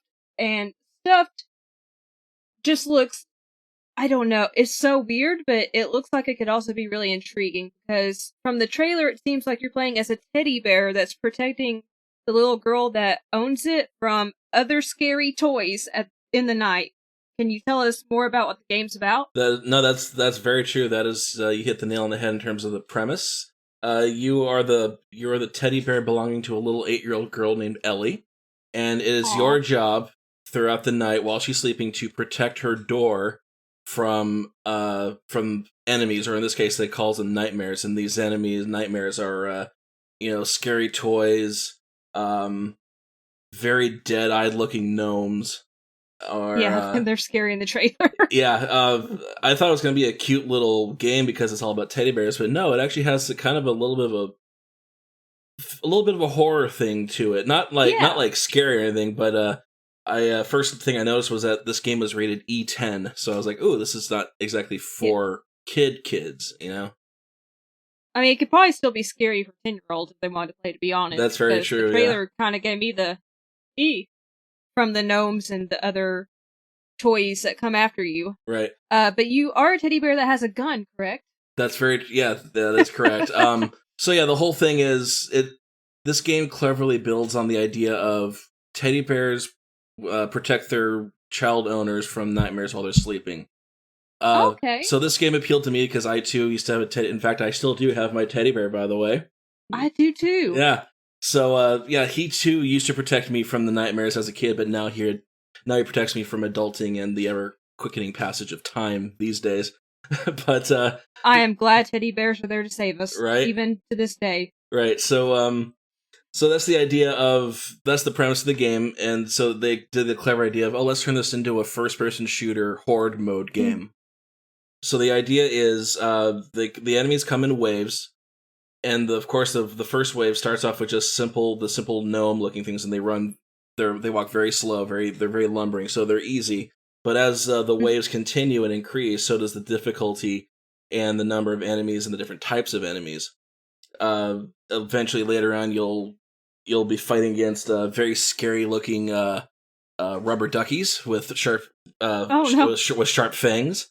You'll encounter a Slender Man kind of shadowy figure, kind of reminds me of the Enderman from Minecraft. Yeah, that's kind of what I was thinking when I saw it pop up in the trailer. Yeah, and different enemies will have different abilities to attack you. Most of them will come to attack you. Some of the other enemies will go right for Ellie's door, because that's the whole point. You're supposed to defend her door from the nightmares, and if either you dying or the door is breached, that's game over. Okay. And so there's 10 waves in total, and finishing 10 waves is considered one successful night. And so after the 10th wave, it is considered that's a game win, and then it moves on to the next stage. And there's really no other narrative plot. It's just a simple horde mode game that just repeats over and over again. And the levels change every time through procedural generation, so you're not fighting in the same house twice. The hallway, that's cool. The hallway layouts and whatnot changes every session. That's cool. I was going to ask if there was a set story or if this is just a game that keeps on going. So it sounds like you could potentially just keep playing it for however long you wanted to. That's very true. However, this game is very bloody difficult, I will say. I have not. I have not for the life of me been able to successfully complete one night. Oh, wow. I've only gotten to about wave 9 or 8 or 9. I mean, that's still pretty impressive, but I didn't get the vibe that this was a difficult game from the trailer. But no, I didn't think so either, but the thing is, there's so much going on, because, yeah, you have different guns made out of common household items. There's one that my favorite one, it's an assault rifle made out of a comic book, rolled up, held together, held together by rubber bands. So, like, all the weapons are, like, comically, kiddie household items. And so you start off with just a simple little pistol thing, like a pistol slingshot gun thing, and that does the trick. And then that's all you have to start. But then the more enemies you kill, the more points you get, and you use those points to spend on upgrading your guns or getting new guns or finding door kits. You can find repair kits to fix the door, because you'll get a warning of the door is under attack. You got to go defend it. And then if you have a repair kit, you'll be able to fix it and bring that health back. So there's a lot of health you got to look after, your own and the health of the door. Yeah. Kind of reminds me of zombies mode from COD. Yeah, that's exactly it. It's that mechanic with cute bears, with a cute bear and scary toys. Cute bear, scary toys. And I did like in the trailer, I don't know if it's in the actual game, but I saw the carpet was inspired by the Overlook Hotel carpet from The Shining. I didn't notice that, but I'll try to spot that next time. I didn't notice that. They might have just put that in the trailer to entice people, but it was really cool. So, do you recommend this game to people that might be interested in it. Sure, and it's not that expensive of a game. I believe I think the developer's based out of the UK, and they say that this game is about £10, which for us is about $15. Yeah, I'm not great with conversion rates. Neither but I will am trust I. you. But I think to address the difficulty, this game came on PC first a couple of years ago, but it's finally coming to Xbox, what I'm playing it on. But they didn't bring over the cooperative mode from PC, so you're going at this alone. I think that's probably why it's so bloody difficult, is because it's a game that's meant to be played with other people, but you're doing everything yourself, and it can get overwhelming very quickly. That's the problem. I wonder why they didn't bring the co-op mode over. I'm not sure, but I think bringing that over would help out with the difficulty situation, because there's no difficulty selections you can do. It's just you're in, you start, and you go right away. But there's also fun. You can dress up your bear. Oh, yeah. After little customization of your bear, and you can also customize the look of the makeshift weapons too. But it's cute when you go into. You can adjust the bear's fur color, fur pattern, or you can give it little costumes. It's like a virtual Build-A-Bear. Oh, well, that sounds really cute. Yeah. I know it's not a like adorable game, but yeah, it's 50-50 adorable and scary. Yeah, balances out each other perfectly. Yeah. So again, that was Stuffed, which is developed by Waving Bear Studio, published by The Game Publisher, and it was provided to us by Keymailer. So thank you, Keymailer, for giving us a code for Stuffed. Hear, hear. And Sean also has another game to talk about, which we will talk about now. You're also playing Hypercharged Unboxed as well, which also involves toys. There's a theme going on here. Yeah, I sense a theme here, yeah. I watched the trailer, and it very much reminded me of, my childhood, certain properties. But you're basically playing as an action figure. Mm-hmm. And this is third-person shooting, right? Or is it first person? You can choose. You're able to flip between third and first, but I recommend playing in first. Okay, so does this game have an actual storyline? Yes, it does. It starts off with it starts off with a once upon a time kind of framing. Once upon a time, there were two boys who during one Christmas each got a special action figure, a little brother and an older brother. The little brother got his action figure. His name is Max Ammo, and he is he's a GI Joe type, a knockoff GI Joe type action figure. And the little brother immediately took the toy out of the box and played with him and loved it like any. Oh, that value went down so fast. Exactly, but on the flip side, the older brother also got an action figure from the same line. That character's name is Max Damage, and the older brother kept him in the box. And over the years, the character that's Max Damage, who's been left in the box sitting in a closet for a number of years, starts to grow envious and jealous and mad that he's not being played with, and then all hell breaks loose, basically. So he escapes his box, and he wants to take his revenge on the kids because the point of the game is this is more of a tower defense game. It's also in waves. I mean, Stuffed and this game are pretty much almost the same. It's just they just have different vibes. One of them involves cute teddy bears. The other one involves GI Joe. So the point of this game is you're defending these. They're called hypercores, and there's 3 of them in each stage, and all the stages are like arenas, but you're small action figures in a typical room, which is of course 3 times as large as it should be because you're playing from minuscule characters. You're tiny, very very tiny. So you're hiding under chairs and going through boxes and things. But you're in charge of these hypercores. There's 3 in each stage, and the reason why Max Damage wants to destroy them is the hypercores is what fuels the child's imagination. So he wants to, because he's been sitting in a box untouched, he wants to eliminate all childhood imagination so that no one can be played with anymore. That's so evil. I know, very very. I don't evil. like him. In fact, he kind of mutates over the years, and he changes his names to Major Evil. Oh, from Max Damage to Major Evil, yeah. And so your character, you can play as different characters from different various toy lines. You got the soldier toy line. You got like a He-Man toy line you can choose from and customize. There's also a knight, and there's like a raptor thing. So there's all these different characters from different toy lines you can pick from. I like to go with the soldier, with like the toy soldiers. And you can choose the skin, you can choose the character name. There's like a character name generator, so you got to choose a prefix, a suffix, a noun, an adjective.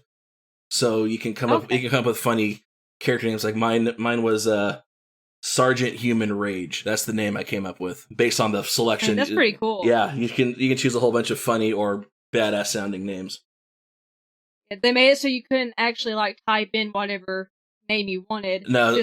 So you start with like choose a prefix. Mr., Mrs., Sergeant, Captain, blah blah blah blah blah, and then you choose an adjective, rage, awesome, specular, blah blah blah, and then like a proper noun. So, and then you can, if you want to, you can just do a random name generator too, and those can be pretty hilarious. And I noticed in the trailer they also showed the toys battling in like a supermarket in a backyard. Are these procedurally generated as well, or are they set stages? They're set stages, and although actually the toy store level is actually pretty cool. That's the most awesome because it hits the nostalgia because it's a knockoff Toys R Us called We Are Toys. Aww. Yeah, so this has, if anyone, for those of us born between like 1980 and 1996 will love this game because it definitely has the nostalgic feel of 1990s action figure toys. I definitely got that feeling from the trailer, especially the beginning of the trailer, which I thought the game was going to look like the beginning of the trailer because it's like beautifully animated, reminded me of a 90s cartoon, and then it jumps to the actual game, which the graphics look pretty good for the game as well. Absolutely, yes, they do. It's so cool. They look like the 90s cartoon. I know that's probably very difficult to achieve. Yeah. So, do you recommend this game to people looking for a good shooter, or would you say maybe hold off? No, actually, I'm going to recommend this big time. In fact, it's just now coming to Xbox. It has a very strange release history. It came out initially on Steam and the Switch back in 2020, and quite a while ago. Yeah, so I'm actually surprised I never heard of this game. I feel bad for never of hearing this game. And then I haven't heard of it either before. Oh, good. So I don't feel as bad. I feel better. Yeah. But a couple of years later in 2022, it suddenly just got massive through like Twitch streamers. Like it kind of went through the same like Among Us effect where like it got popular 2 or 3 years later thanks to I don't know any Twitch streamers off the top of my head. And now it's coming to console. Big name one anyone listening. Yes, just think of that, and that's probably who did it. But so now it's coming to console. At least it's coming to Xbox first, and the PlayStation version has yet to be announced, but I believe it's coming. Okay, so getting a second wind or possibly a third wind after, blowing up a couple of years ago. Exactly. Which I'm happy for the developers for that, because always a good sign to see a success story, even if it takes a little bit. Absolutely, yeah. These developers, they really... I'm pretty sure the people that work at this company, that the studio, are probably our age and also share the same nostalgic that their player base would, because they got it down to a T, even down to the makeshift like the hilarious legally distinct brand names that you might find in the world, such as like certain toy companies and all. Yeah, instead of Hasbro, it's Nabro. Nabro. Yeah. Oh, I love it. And it has the same kind of font, and the logo looks kind of similar, but you can tell. Or there's a stage where you're fighting in a bathroom, and I noticed there was a bottle of not Head and Shoulders, but there was a bottle of leg and elbow shampoo. I love it. Yeah, so little things like that. I noticed that because another thing what this does is between waves, unlike Stuff where it's just like you wave upon, and then you have like no time to recoup before the next wave starts. Here, you get about 2 or 3 minutes between waves because it gives you a chance to build up your defenses, explore the level to find coins to pay for the building of the defenses. So it definitely encourages exploration of this level, of all the levels. There's one in particular that comes to mind where you're fighting in a garage, and so you'll find yourself, jumping from the garage door to the top shelf, down to the bottom shelf, and underneath the shelf, and that's where you'll find like some hidden goodies or whatever. So these waves, these little in-between stages where you go into build mode, that gives you about 4 or 5 minutes before the next wave starts. So this one's pretty more balanced than, say, Stuffed was. And more accessible. And yeah, exactly. It allows you to prepare more. Exactly, yeah. So, Hypercharge Unboxed is developed and published by Digital Cyber Cherries, which I love that name. I know, right? And clever. And it was provided to us by Stride PR. So Stride PR, thank you for giving us that code for Sean to review. And again, Sean, thank you for coming on and talking about stuff and Hypercharge Unboxed. It was a blast to talk to you, and you're just so enthusiastic and charming. It's so nice to meet you. Likewise, finally directly talking to each other. And if only we met in person. I know. If only we met in person. I know. One day we will, and I'll give you the biggest bear hug. Nah, thank you. Can't wait. Thanks so much to Sean Coates for reviewing those games. I know at least one of them I definitely want to check out for sure. I appreciate him stopping by, and thank you to Alyssa for filling in for me since I was unable to record out of state. We have another Patreon episode for you I'm going to do for you right now. Kevin, our producer, absolutely loves Dungeons & Dragons. He's the one that got me into it. He's the one I'm playing Baldur's Gate 3 with currently. Needless to say, he absolutely loves Dungeons & Dragons. So I sat down with him for a special episode introducing people to Dungeons & Dragons if they've ever been interested, if they've ever had questions about it, or want to know what you got to do to get started with it. This is a really fun episode. I had a great time sitting down with him. Kevin's an awesome guy, and I hope you guys enjoy the episode. Here you go.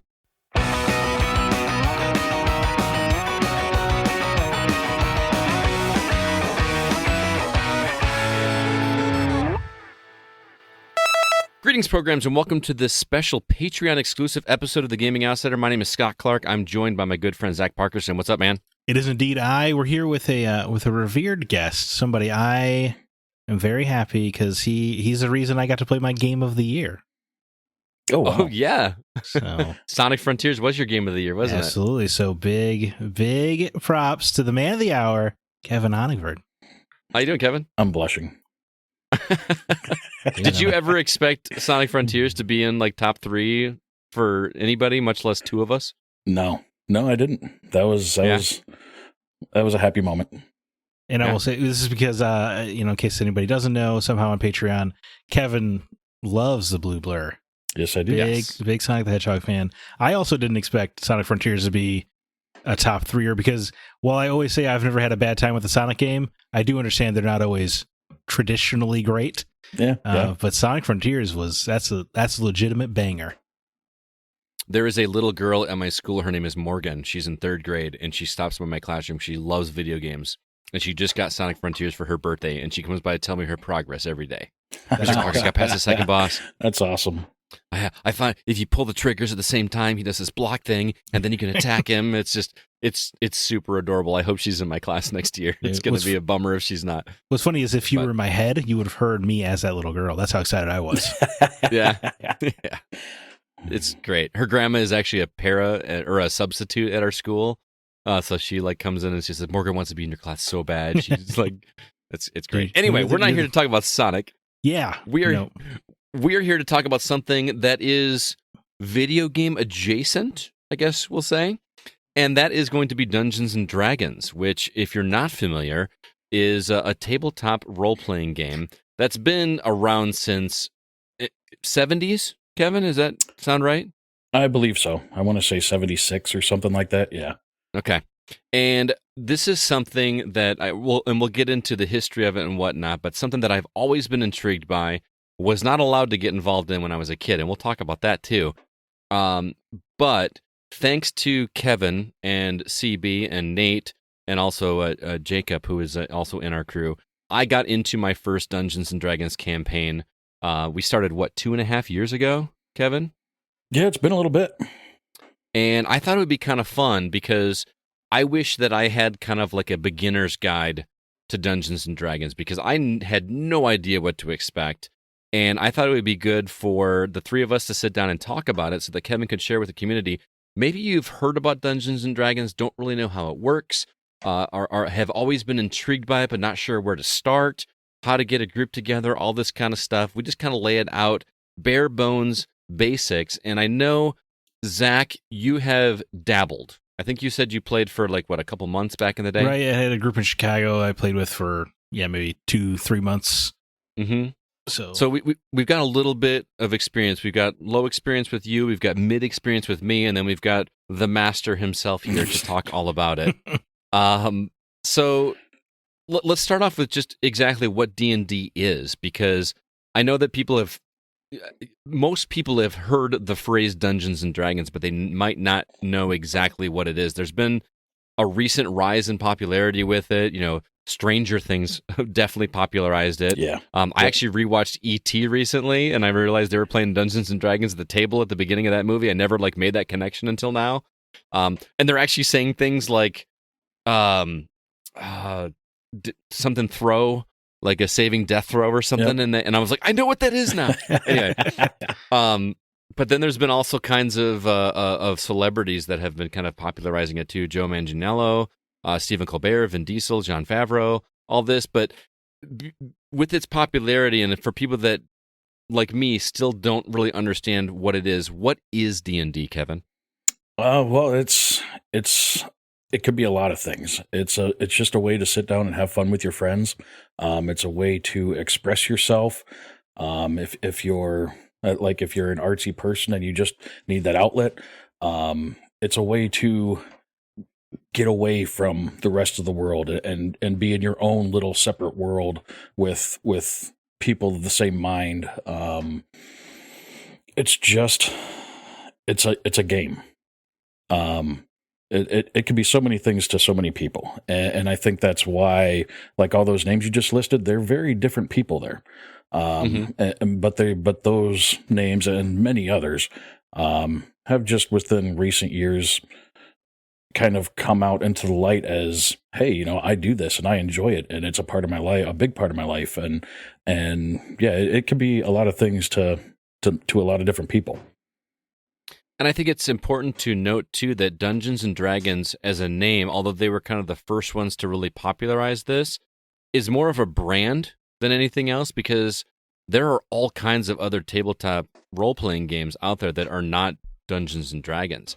We've got one that we got a review copy of based on the Alien franchise. Yep. We've got one based on Lord of the Rings. I mean, there are tabletop RPG games based on almost anything that you can think about. We're just going to focus on Dungeons and Dragons because it's a very popular name. Right. Well, Cyberpunk, right, was a big pen and paper game before it was the colossal video game franchise. Mm-hmm. Right? Yeah. I think the reason Dungeons and Dragons is the one everybody knows about and the one most people have dealt with is because it's much simpler. It kept things at a very basic level, basically, for how you do this with rolling dice and paper and pen. A lot of the other ones they can get pretty rule restricted. So that's just my understanding from the few others that I've played and getting feedback from people that have played the other ones. So I think D&D is probably the best spot to jump in and test some stuff out if you're interested in doing something like that. That's interesting to hear you say, because the 2.5 years I've put into this campaign with you, Kevin, and hearing you say that it's simple makes me never want to touch anything else, because I feel still completely overwhelmed. And I don't say that to scare people off. This is supposed to be a beginner's guide, but you guys are talking a language that I feel like I'm still halfway understanding. You know what I mean? Yeah. When we get into this stuff. Yeah, and we'll kind of get into that a little bit and how some of it can get overwhelming a little bit further down the road. But I just want to say this right out the bat. There is really only one rule for Dungeons and Dragons and any tabletop playing game, for role-playing game for that matter, and that is literally just have fun. Mm-hmm. Just have, it doesn't matter how many rules there are, how deep you're getting into it. Just the basis is just have fun. Don't forget that as you're getting started and going through the motions. Well, we drink a lot of beer when we play, so that's kind of a given. Yeah. By the way, having a drunk DM, highly recommend. Yeah, just gonna throw that out there. There's never any drinking in my D&D, although there was fresh bread every week, so that was something. Oh, that would be nice. nice. So, yeah, we're all bakery employees. Oh, okay.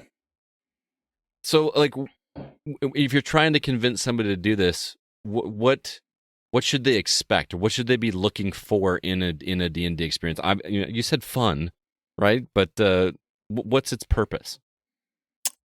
Well, I mean, its purposes, like I said, I talked a little bit about it being a form of expression. If you have characters and stories you want to express as a work of art, as just a way to get out of your own skin. A lot of people, like I knew when I was doing the Learn to Play at a place, I had a couple players come join me. They were brother and sister, and they were like, they didn't come out and openly talk about it, but you could kind of tell in the nuances of the way they acted that they were very shy, very introverted.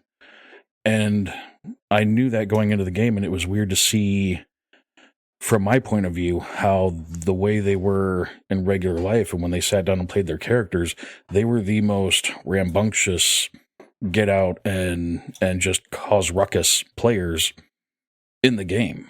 So I think it was a way for them to just escape their world and be something out of their own skin in a mental role-playing fashion. That's really interesting because I get that I totally get what you're saying, but I also want to make sure that people understand you 100% have the ability to do that. Yeah. You can be anything that you want to be, but if you're like me and don't have an artistic bone in your body and just want to get together with some buds and be involved in an interesting story and throw some dice, you're still going to have fun. Mm-hmm. You know what I mean? I feel like I play my character kind of like he's me. Not like what I want me to be, but I'm trying to play him like the way I envision myself if I were in a fantasy universe. But I feel like if I were going to do this again, I would just totally do something completely off the wall and different from my norm. Yeah. Now that I understand it a little bit more. Does that make sense? When I played my character, it would be like, we get into horrifying circumstances, like you come across the corpse of a young child, and immediately I'd be like, I check his pockets. Yeah, at least you don't shoot kids. I did that once by mistake. Well, I'm sure you had it coming. No, I don't think he did. There was a rustling in the bushes, and I just instinctively shot an arrow into the bush, and it was a child. You decided not to take a chance. I like that style. I like that. That's good.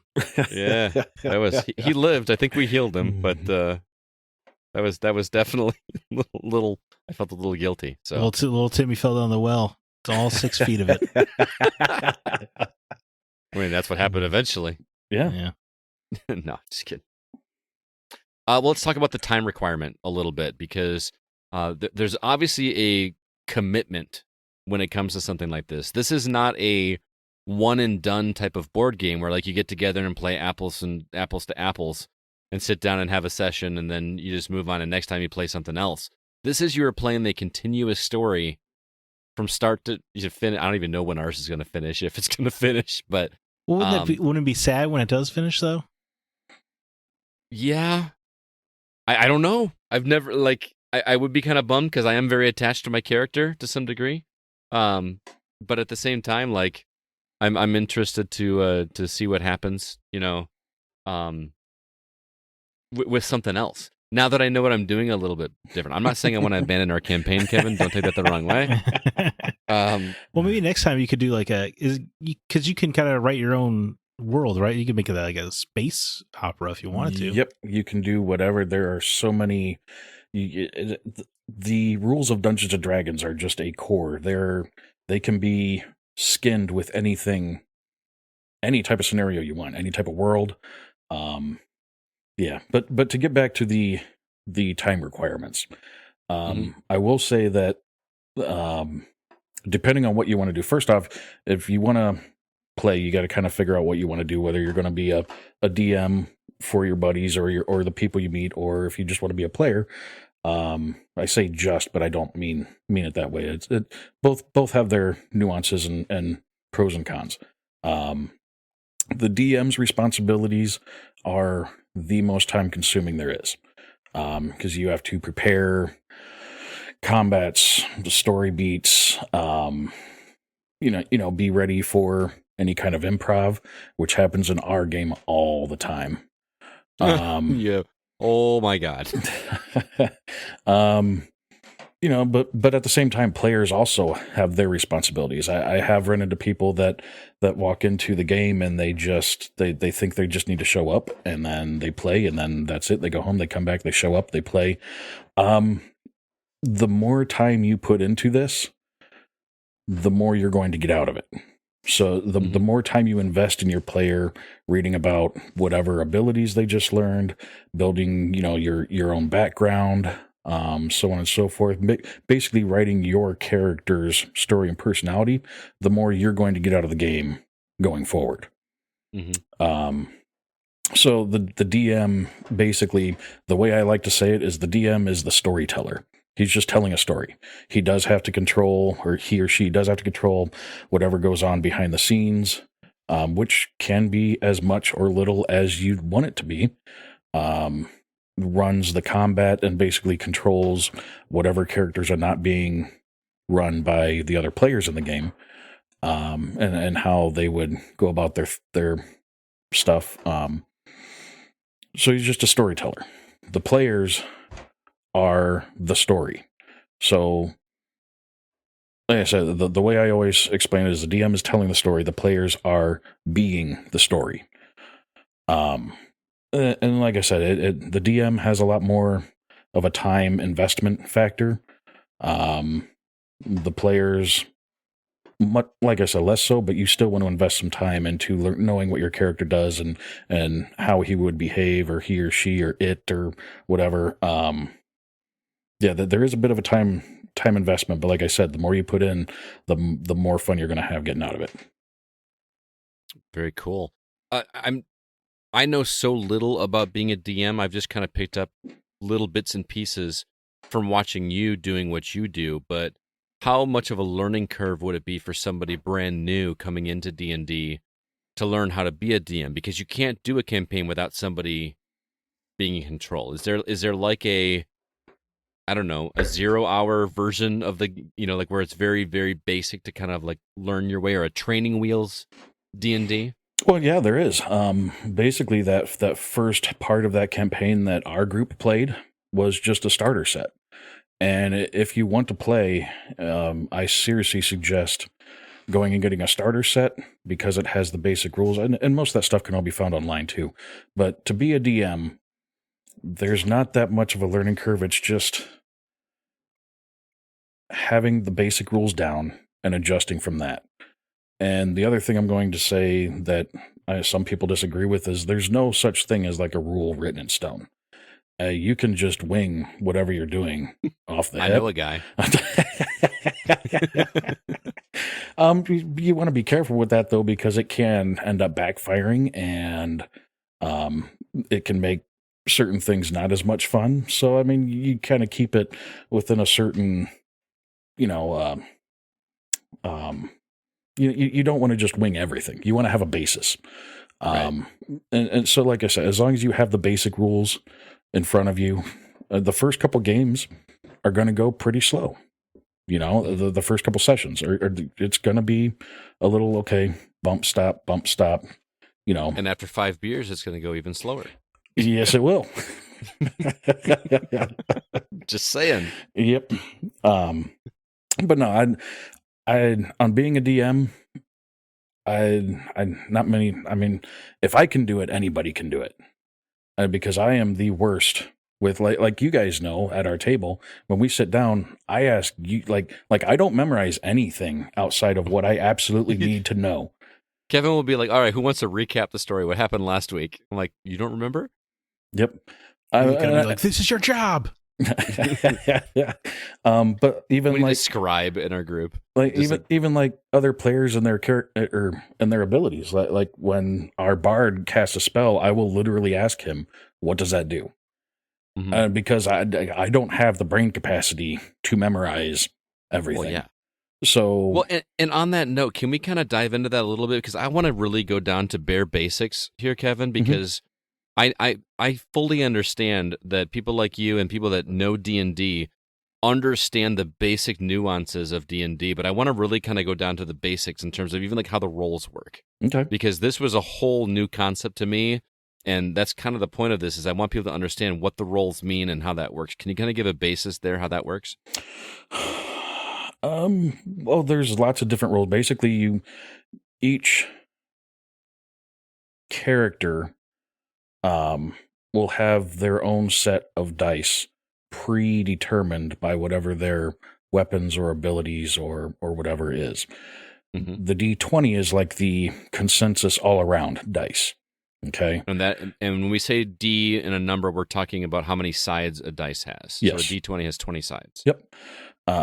So the D20 is kind of like the basic. It's used for generally anything that isn't weapon based, and even in some. But so you will roll a dice and you will see what number you rolled. Normally, the higher the better. Sometimes not. And you will add a number predetermined also by your character's background and the way they were set up, which is what you will do using the player's handbook. To add to that, you'll add that number to that, and you will get your result based on what the action or whatever was going on, whatever you were trying to do. You'll find out if you fail or succeed, or how much you succeed. It's I'm probably making it sound a little complicated. It's really not complicated. Well, let me give a video game analogy, since we are a video game podcast, and I know that you told me when we started doing this that like this is not a video game RPG, and I totally understand that now, but I'm still going to use an analogy just to kind of get the point across. The way that I look at a character sheet, a D&D character sheet, is it reminded me so much of the special abilities in Fallout 3 and Fallout 4, where now those are like strength and perception, intelligence, all that kind of stuff. You don't have the exact same things, but there are, I don't know, sneak and investigation, and you've got all these different attributes, and whenever you get together and you start your character, you roll for your character, and you roll dice. And correct me if I'm explaining this wrong. You roll to basically say what my character's perception level is going to be, what my character's my character's investigation, intelligence, and wisdom, and you have your 5 base stats, which is wisdom, intelligence, strength, charisma, and something else. Everything your character does is based off of those 5 stats.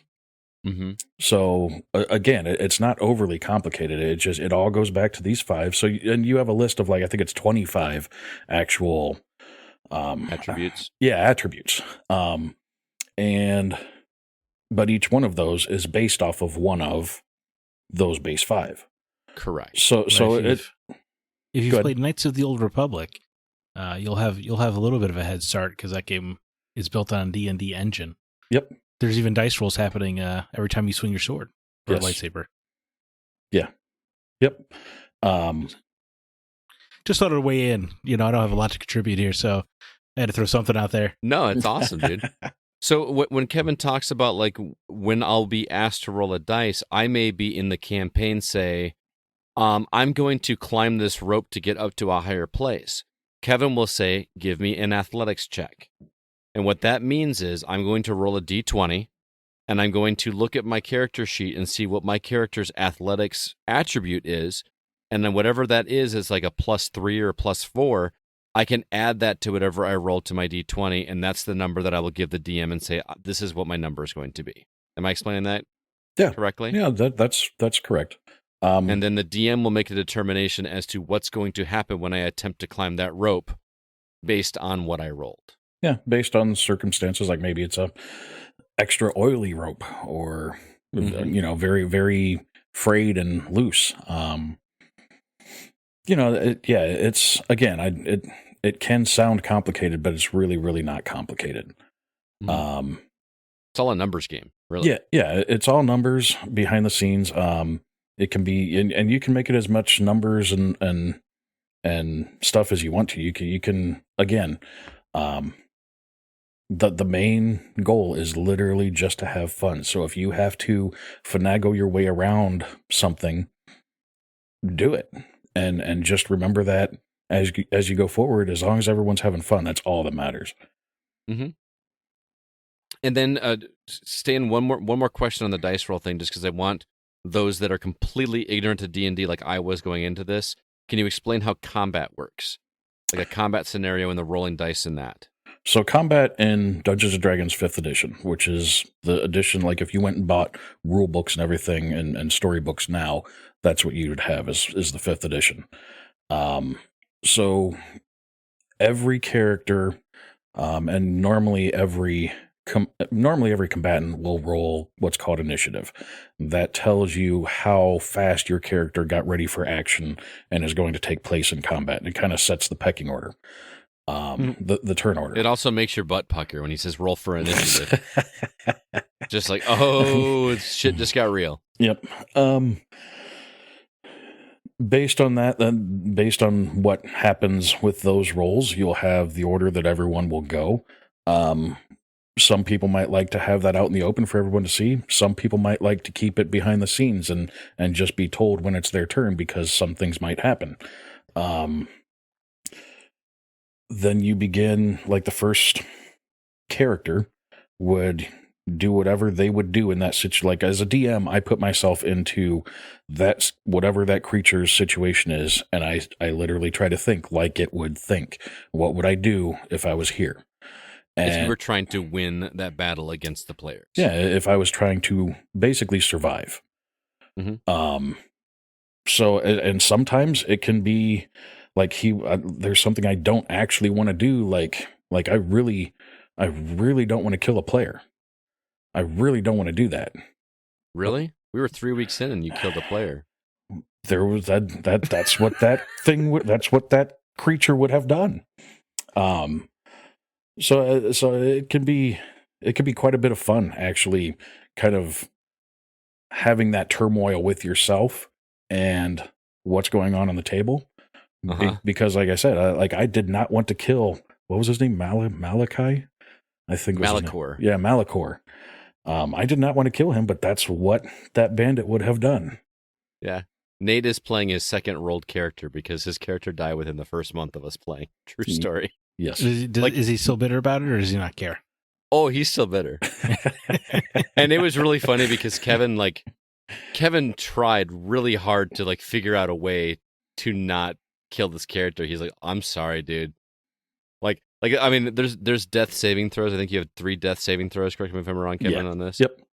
And he failed all 3 of them in a row. It was just a weird fluke. He rolled, Nate rolled terribly and Kevin rolled incredibly well. It was just a weird fluke accident kind of thing that happened, and he brings it up every once in a while. He's still every once in a while.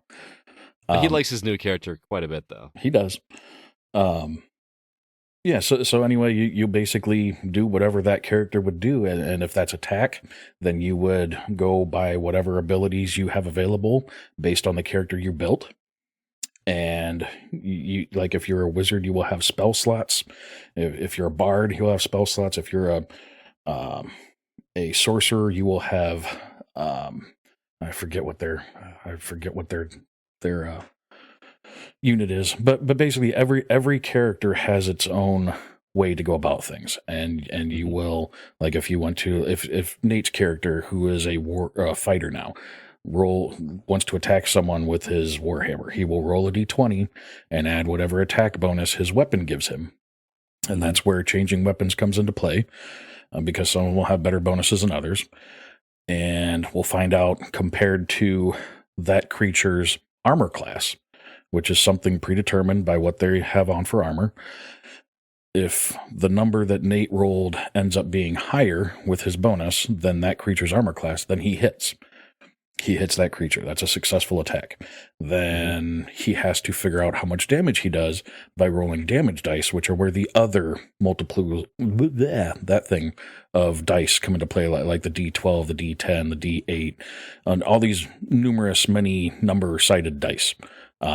Because all the weapons have different attack attributes.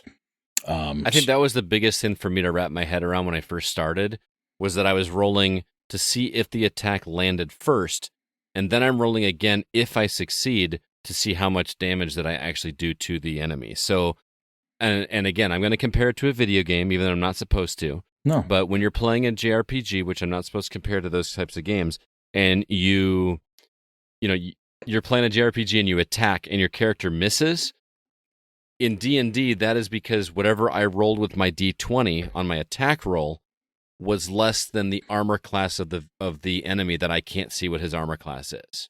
Yep. So that's why it would be a miss, and then I don't even bother rolling my attack dice because I missed. Am I explaining that? Okay. Yeah. No, that's good. Okay. Now we've got the attacks down. The last thing I want to say before we get into what you want to talk about next in terms of getting started is one of the things you stressed to me when I started was to get out the notion of my head, which I know is backwards from what I've been doing with this podcast right now, but get those JRPG mentalities out of my head and not pigeonhole myself into that when I'm playing D&D. What do you mean by that, and what should people expect when they're doing that? Well, I keep in mind that a lot of people go into this, from my experience, a lot of people jump into this thinking it's going to be like a tabletop video game and everything works like a video game. And it's actually the other way around. Video games are generally based on D&D and their rule sets. Like you just explained with the whole, when a character misses on a JRPG or something, that is literally the computer rolling a die and it's coming up less than what it needs to meet to actually hit the character, the enemy, yada, yada, yada. Mm-hmm. The more video game, I guess, mindset you have going into this, the more it tends to, from my experience and what I've seen and dealt with and all, it tends to keep you in a certain, I want to say environment or niche,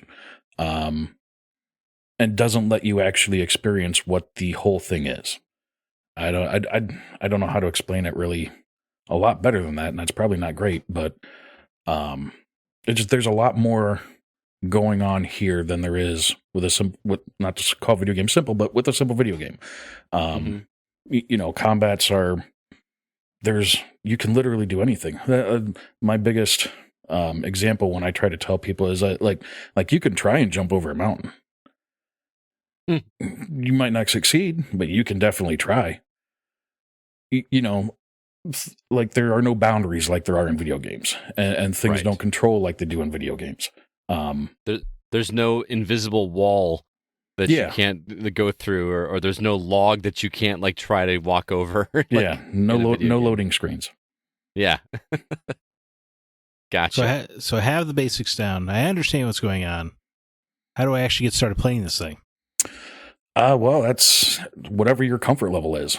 You can, like with Scott and Zach or Scott and Nate and Chris and Jacob. We were all just a group of friends and said, "Hey, let's get together and play." All right, imagine you're me. You don't have any friends. You're gonna have a bad time. Yeah, no, seriously. There are lots of ways to find a party. You can go to your local tabletop role-playing store, which is normally like a comic book store. Normally is the same type of feel. Dude, tabletop store, they're everywhere now, man. Yeah, they really exploding. A lot of them. Got a huge one out there in Portland, man. Oh yeah. When I was out there, there's a really nice one out there that I can highly recommend. I don't remember the name off the top of my head. So you can't actually recommend it then. No, I can. I can't right now, but when I get the name, I will tell you. All right. So yeah, just go. A lot of times they'll even have pre-made or preset times and sessions, and you just have to communicate with people and they'll help you with that. Then if you're not comfortable going and doing it in person, you can try online. Now, online is not my cup of tea. Me either. I personally like sitting down in person, but some people love playing online. I know some really big game, like people with big followings play online, and they love it, and that's all they'll ever do. So that's just kind of however you feel, whatever your comfort level is, whatever you're comfortable with. Just go find some people and do it. Yeah, I guess. All right. I guess I don't even think I really thought about the online aspect of it, but of course, yeah. Why wouldn't people find randos online? Yeah. No. Do you think are there application processes to make sure you're cool? Yeah. I'm sure some of them have them. Yeah. Yeah. Yeah. Like Roll20 is very popular nowadays because it's a format that you can get together with people, and it does have a social aspect where you can go, like if you're looking for a group, or you're looking for a DM, or just looking for a party member, or just looking to chat with people that know the game. Roll20, and there are others out there, but Roll20 is the one that most often comes to the top of the conversation when you're talking about online. Okay. And what do I need to get started? Obviously, I assume dice. Yeah, you need some dice, pen and paper, and the basic rule set, which are generally available. I think D&D, the actual company, actually has them available online for free. Oh, that's cool. I think you can go online to D&D Beyond and find the beginning role sets. I think they'll even help you build a character. Oh, nice. But I strongly suggest if you're serious about wanting to get into playing D&D, buy a player's handbook, whether that's digitally or I love the physical books. I'm not a big fan of the digital stuff. So I used to have like 3 players' handbooks that I would bring to my games just to have for everybody to use and look up different stuff. Because the player's handbook will tell you everything you need to play the game. And they're kind of fascinating to read anyway. Yeah. Just like to learn about each of the different classes and how they work. And like my character is a half-elf ranger, and I've only really read stuff about him. But whenever I get into any other class, going through that book and just seeing how different the other classes play compared to mine, it makes it really exciting, the thought of playing another character in another campaign later down the road. Yeah. Like knowing what I know now, it's and those books aren't that bad. Are they like $25? Well, they are, like the player's handbook is now. They originally out the door. Normally they're actually pretty hefty. Are they? Like the player's handbook, I want to say when 5e was new, I want to say it was like $50 or $60. And, wow. and that's what the going rate for most of their bigger, like newer stuff is. Now I want to say it is like $25 now if you go buy it at a store. Okay. And you can find that at Guardian Games in Portland, Oregon, Zach. That is the store I was talking about. It's on Taylor Street in Portland, Oregon. Keep it in mind. Guardian Games, free plug, apparently.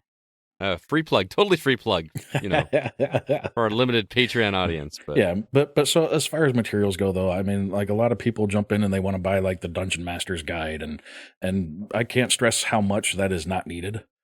Mm-hmm. Not to try and like take business away from Wizards of the Coast or anything, but a lot of people buy the DM's Guide thinking it's going to help them be a DM, and the DM's Guide is basically there to help you build your world as a DM. Right. So it's cool for that. But most people that just want to jump in, they don't need that. Okay. But the handbook as a player is helpful. Very much so. And like I said, you can get the basic rules online for free. And there are so many different, like if you're into all the digital stuff, like Nate at our table, as I think he shows up with his phone and a tablet, and that's it. Yeah. And his tray, his thing to roll his dice in.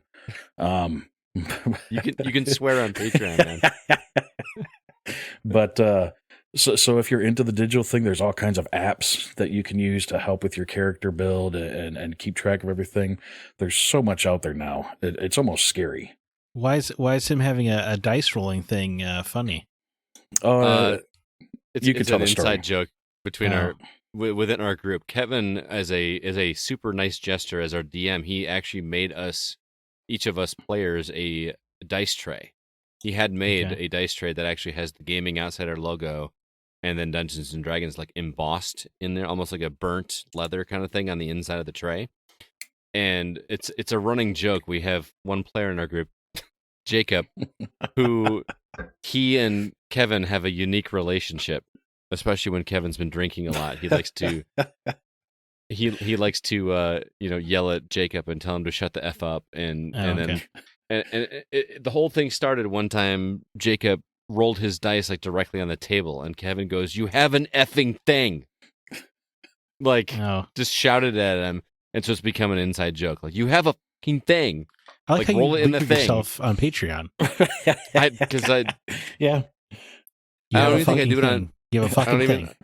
I don't even think I really did it. I think the word just didn't come out when I said it. Okay. I tried to say, and it just didn't come out. You See, tried to I say just what? tried it right there. You're beeping again. I know. I tried to say the word, and it just didn't come out of my. Wow, I don't know what is going on. You're like people trying to say fucking Scott Pilgrim. Right. Or or what's that TV show with Ted Danson? Forking. Oh, the Good Place. You have a forking thing. Yeah. Yeah. Holy forking shirt balls. Forking shirt balls. That was great. So, yeah.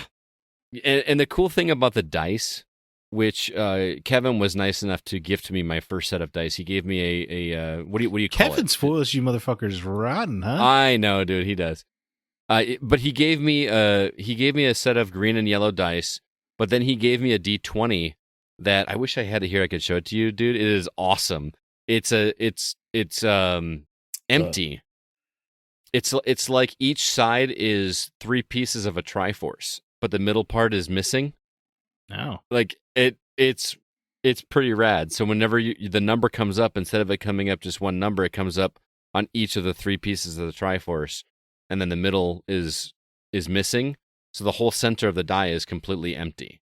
It's just like a shell die. I'm understanding, yes. Dude, it is. It's awesome. I have not used any dice ever since then. It's pretty. But that's kind of cool. It's part of it, making it your own too. Is getting a dice bag and getting dice that match your personality and dice is big business. If it your forking thing, like just whatever you want to roll your dice in, it's pretty cool. So. Let's talk about what you refer to as Session 0, Kevin, which you refer to as the most important event prior to starting your game. What exactly is Session 0, and why is it so important? Well, Session 0 it's basically a session where all of you get together, and it's basically setting the precursor to the actual campaign and playing together.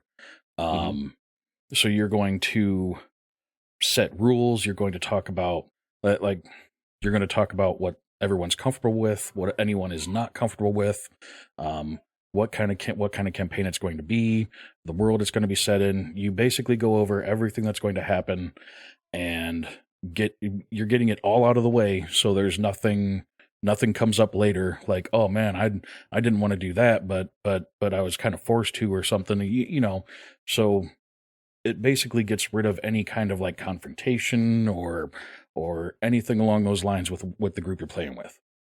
Mm-hmm. And I feel like you set the ground rules. Like, I'll never forget the first time we sat down together. You're like, I knew you were going to bring this up. Did you? Yes. Kevin said in our very first session, he's like, guys, I don't know that you're going to do this, but I'm going to say it right now. I don't want any rape in this campaign. It was like, and this is my first time everybody playing. Just like there was crickets on the computer screen because we were meeting virtually. The implication then, right, is that you've had past campaigns where people tried to rape people? Actually, sadly, yes. Yeah. Roll for initiative, baby.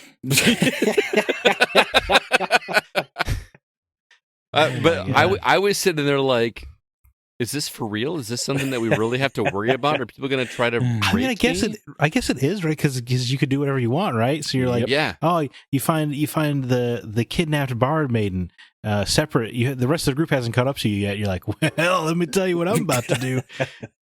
Yeah. Oh my God. Actually, I did have an experience, and there's the reason I ask that or state that every time is because it was actually worse than rape. But That's a sound. You might have to tell me off mic then. Yeah, you may have to tell me. I don't even know what worse than rape means. But it was the guy sat down at the table that session, and we were only a few sessions in, so nobody really knew each other yet. And, this guy's a bold dude. Yeah, and we sat down, and and he started saying what he was going to do, and I was like, oh my God. like, I can't narrate that. I can't. I bring out a leash. Wow. So, boy, yeah. Wow. Wowzers. So yeah, like I said, you're going to get out anything that anyone's not comfortable, because some people don't like water. I mean, you know What? Yeah, some people like they don't want their character to get what they're scared of water, and that's. Yeah. I mean, there's some people don't like. There's all kinds of things that people aren't comfortable with. And my character's actually an android sent from the future. but you get whatever it is out on the table. Say, hey, if there's anything you're not comfortable with, let me know. There's going to be a lot of discussion between the DM and the players as far as like what expectations are, what the rules for actually sitting down will be. Which our campaign has no rules whatsoever. It's just go. Except no rape. Yeah. Well, I mean, like you're going to talk about like you're going to talk about, are we allowed drinking? Are we going to be a drinking party? Yeah. Are we going to be a recreational drugs party? Are we going to be, or is it strictly show up, sit down, play the game, and leave? Some people, like some DMs I know, they don't want alcohol and stuff at their table. They just want to sit down and play. That's sad. Yeah, I know. So, but I mean, that's the kind of thing you're going to get out of the way on a session 0. Yeah. We cover that in my session 0 because the DM and 2 of the players were very religious. There was no drinking happening. That'll do it. That was fine though. It keeps clear heads. Yeah, sometimes that's better. Sometimes you have some really fantastic laughing sessions with our group. Man, we have some of the stuff that's happened, like just commonplace, like just normal story stuff. Like see people do something just totally ridiculous and it will freaking work because he rolled well. Yep. Didn't we like a couple sessions ago, like come across a camp and Jacob just like totally ragdolled like Woody from Toy Story. And then like he rolled so well that like they just ran past him like they never saw him. They thought he was dead. It was just hilarious. Like and that's the fun of it, is you can try anything that you want to. You can play your character even. You can kind of even go outside of your character's normal things. Like my character is very stoic. And apparently this is what a lot of people, first timers, do, is they make their character not talk a lot. And he's laughing at me because we've had this conversation. But my character is very stoic, and one night I was just getting annoyed. We were carrying a character with us, like an NPC that was trying to lead us to this camp of bandits that we were trying to uncover. And Kevin was playing this NPC, doing his voice and saying he didn't want to go any further because he was worried he was going to do this and that. And in my mind, I was just annoyed that we were still dragging this dude around, so I just shot an arrow right into his head. Wow. That was very out of character for my character, who was not aggressive. He's very passive. But I was feeling feisty that night, and I did it. And that's the cool thing, is you can do whatever you want. I was annoyed with Jacob's character last session, like really annoyed with our character last session, because there's something going on with him and his backstory that I still don't understand, and a freaking coin and some god he's worshiping, and my character doesn't like religion at all. So the fact that it must be a real stretch for you how to get into that character. Yeah, like I said, I wrote my character as like trying to be kind of like me. So I feel like my next character will be a like woman. Just be a golden retriever. Be just like you. Shut up, man. No, my character is going to be something different from me. That's my point. I don't know. Anyway, so yeah, that session 0 is all about setting expectations. What about expectations in terms of commitments from everybody? How do you handle that? Well, that's something else that you're going to have to figure out as a group. The biggest boon to actually playing D&D is everyone's schedule. Yes. As the running joke is, hey, I'm ready on Monday. I could do Tuesday. I can't do Monday, but I could do Thursday. You know, the memes all over the internet. And that can be tough, but that's something. And like our group has been lucky to where we've been able to kind of finagle our schedules around, you know, when wives want something or when work comes up or you know, I do have, normally I played with a group of 5. We are now a group of 4. And I always kind of had a thing where, as a group of 5, if 2 people were not going to be able to make it, we would not play that night. Mm-hmm. As a group of 4, I don't like playing if anybody's not going to be there, because that leaves 3. And once you get down to 3 people, when it's normally a bigger group, there's so much that can be like missed and not experienced as it should be. Yeah, I can attest to that because I missed 1 week and I came back and my character did a whole bunch of shit that I didn't want him to do. All of a sudden, my character was molesting treasure boxes and collecting poop nuggets, and like they were making my character do all kinds of crazy stuff while I was gone. Yeah, so generally, when a player is not able to make it, their character will be played by the DM or another player. Yeah. We took turns with Cardone. Oh. Yeah, they all took turns. Oh yeah, I bet they did. Mm. I thought the R word wasn't allowed. The R word. Yeah. The R word? So somehow I knew that was going there. You got raped, is what I was saying, Scott. No, well, not they took not turns actually. Yeah. It was no, it was more like they just decided to mess with my character. I think that's what that whole night probably turned into, was how can we mess with Scott's character? Well, there were beers Cardone. involved, yes. Yeah. But yeah, that's why I try my hardest not to miss a session anymore, or at least that's good. I guess it's good incentive to make sure everybody shows up. Hey man, we're gonna make you do some weird stuff. It really is. It's like fantasy football. You don't want to be the Sacco because you don't want to be the one that like has to change your name or whatever. So yep. But yeah, so you're going to go over like schedules and times and even like how long each session will take. Mm-hmm. And all that can be varied, but again, this is all stuff you're just going to want to get out in the open right off the bat and start talking about. Mm-hmm. So planning is key. It's to me, the key to a good D&D group is getting people that are committed to doing it, that are flexible with schedule, but also at the same time committed to, like, what works for us in our group is we just do every other week. We do a specific day every other week. Generally. I mean, something always happens or something occasionally happens, and we communicate. Communication is the key. It's all about making sure, hey, are we good for this Thursday? Like a week in advance. Yep. Planning on it, and then follow up again. We actually have a whole Discord DM chat between the 5 of us.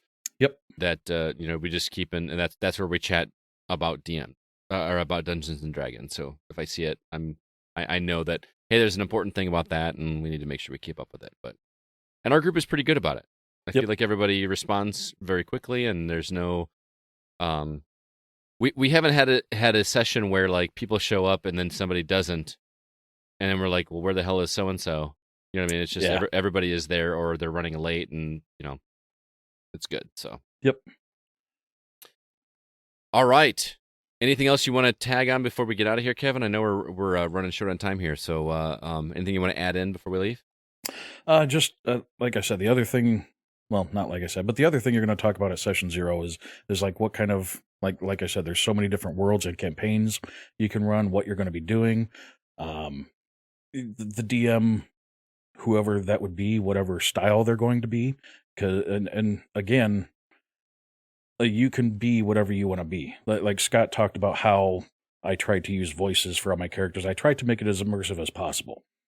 Mm-hmm. You don't have to do that if you're not comfortable with that. I cannot express enough how much I was not comfortable with that when I first started. Mm-hmm. I was so like nervous, so like sweaty palms. My first time I sat down with people outside of my family, because the first time I ever played was with my wife and my kids. When I ended up having to step outside of that circle, to play the game, my son was there, but everyone else was people I didn't know, and I was so uncomfortable. So I didn't do it for the first part of that group. And then I ended up warming up to him, and now it's something I try to do all the time. Quite often it turns into something that is very humorous, because characters' accents will change as alcohol Or they're is very ingested, similar. or they're very similar. Everybody sounds British. Kevin's campaign.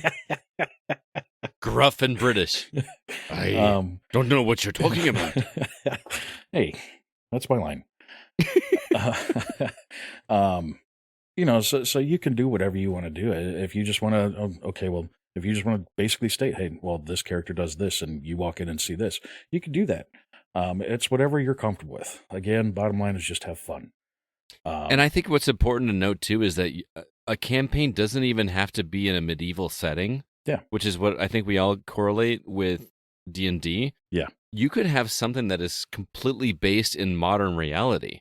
You could have, and you're just doing fist fights or gunfights or whatever. You could Fight have Club. something We could do a Fight Club one. You could do a Fight Club. There have been Fight Man. Club sessions.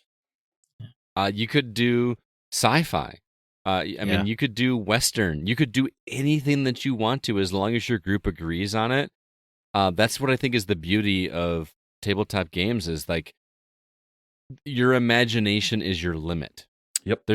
There's literally nothing that is going to stop you from doing anything that you want. It's not like playing a normal board game where you are adhering to a strict set of rules.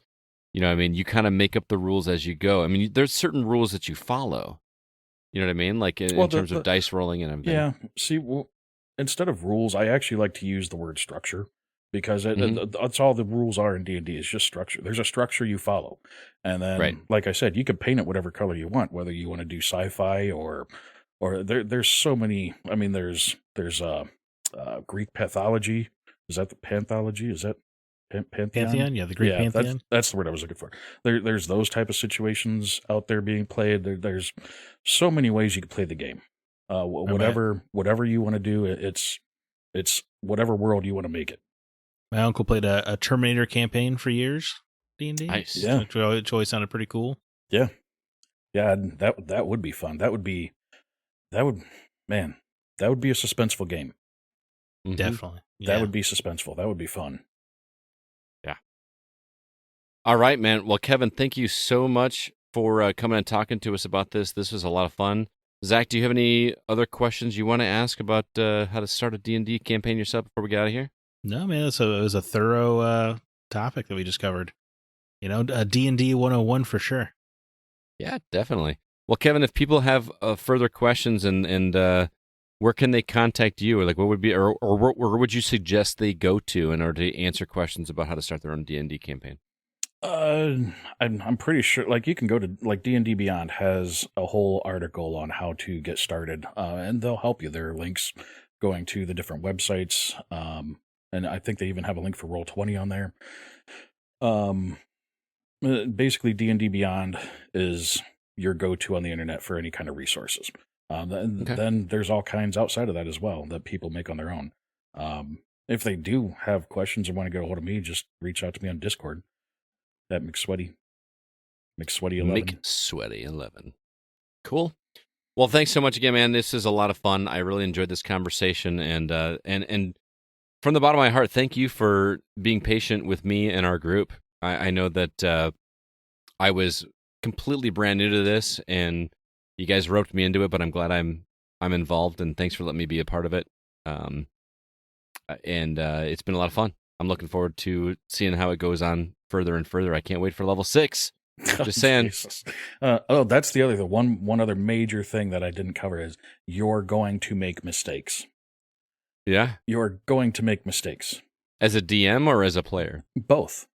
Okay. Just that's okay. You're yeah, going I to shot make a mistakes. kid. Yeah. I made a mistake. And even as a DM running the game, you're going to maybe accidentally give someone something that you shouldn't have given them, and then yeah. Like a pair of magic boots that let them jump on people's heads like Mario? That or level 5. Kevin gifted us for Christmas, just like, here's level Last 5. year. And we haven't progressed anything since then. Like, we haven't been collecting experience. We haven't done anything. We've just been at level 5 for the past year, since last Christmas. Not last Christmas, the Christmas before. Yeah. So, it's been fun. Yep. So like I say, you're going to make mistakes, but just go with it, roll with the flow, and enjoy yourselves. Very cool. All right, well, everybody, that's going to do it for this episode of the Gaming Outsiders Patreon edition, the Beginner's Guide to D&D. Thanks so much for listening. If you are hearing this episode, it is because you are a Patreon contributor, and we very much appreciate everything that you've done to help contribute to the Gaming Outsider. We do appreciate it from the bottom of our hearts. We could not be here without you guys, and it means a lot to us that you were here to listen to the show as well as contributing. So as we head out into another week, I want to remind you one last time, there's no such thing as a bad game, just games that aren't for you.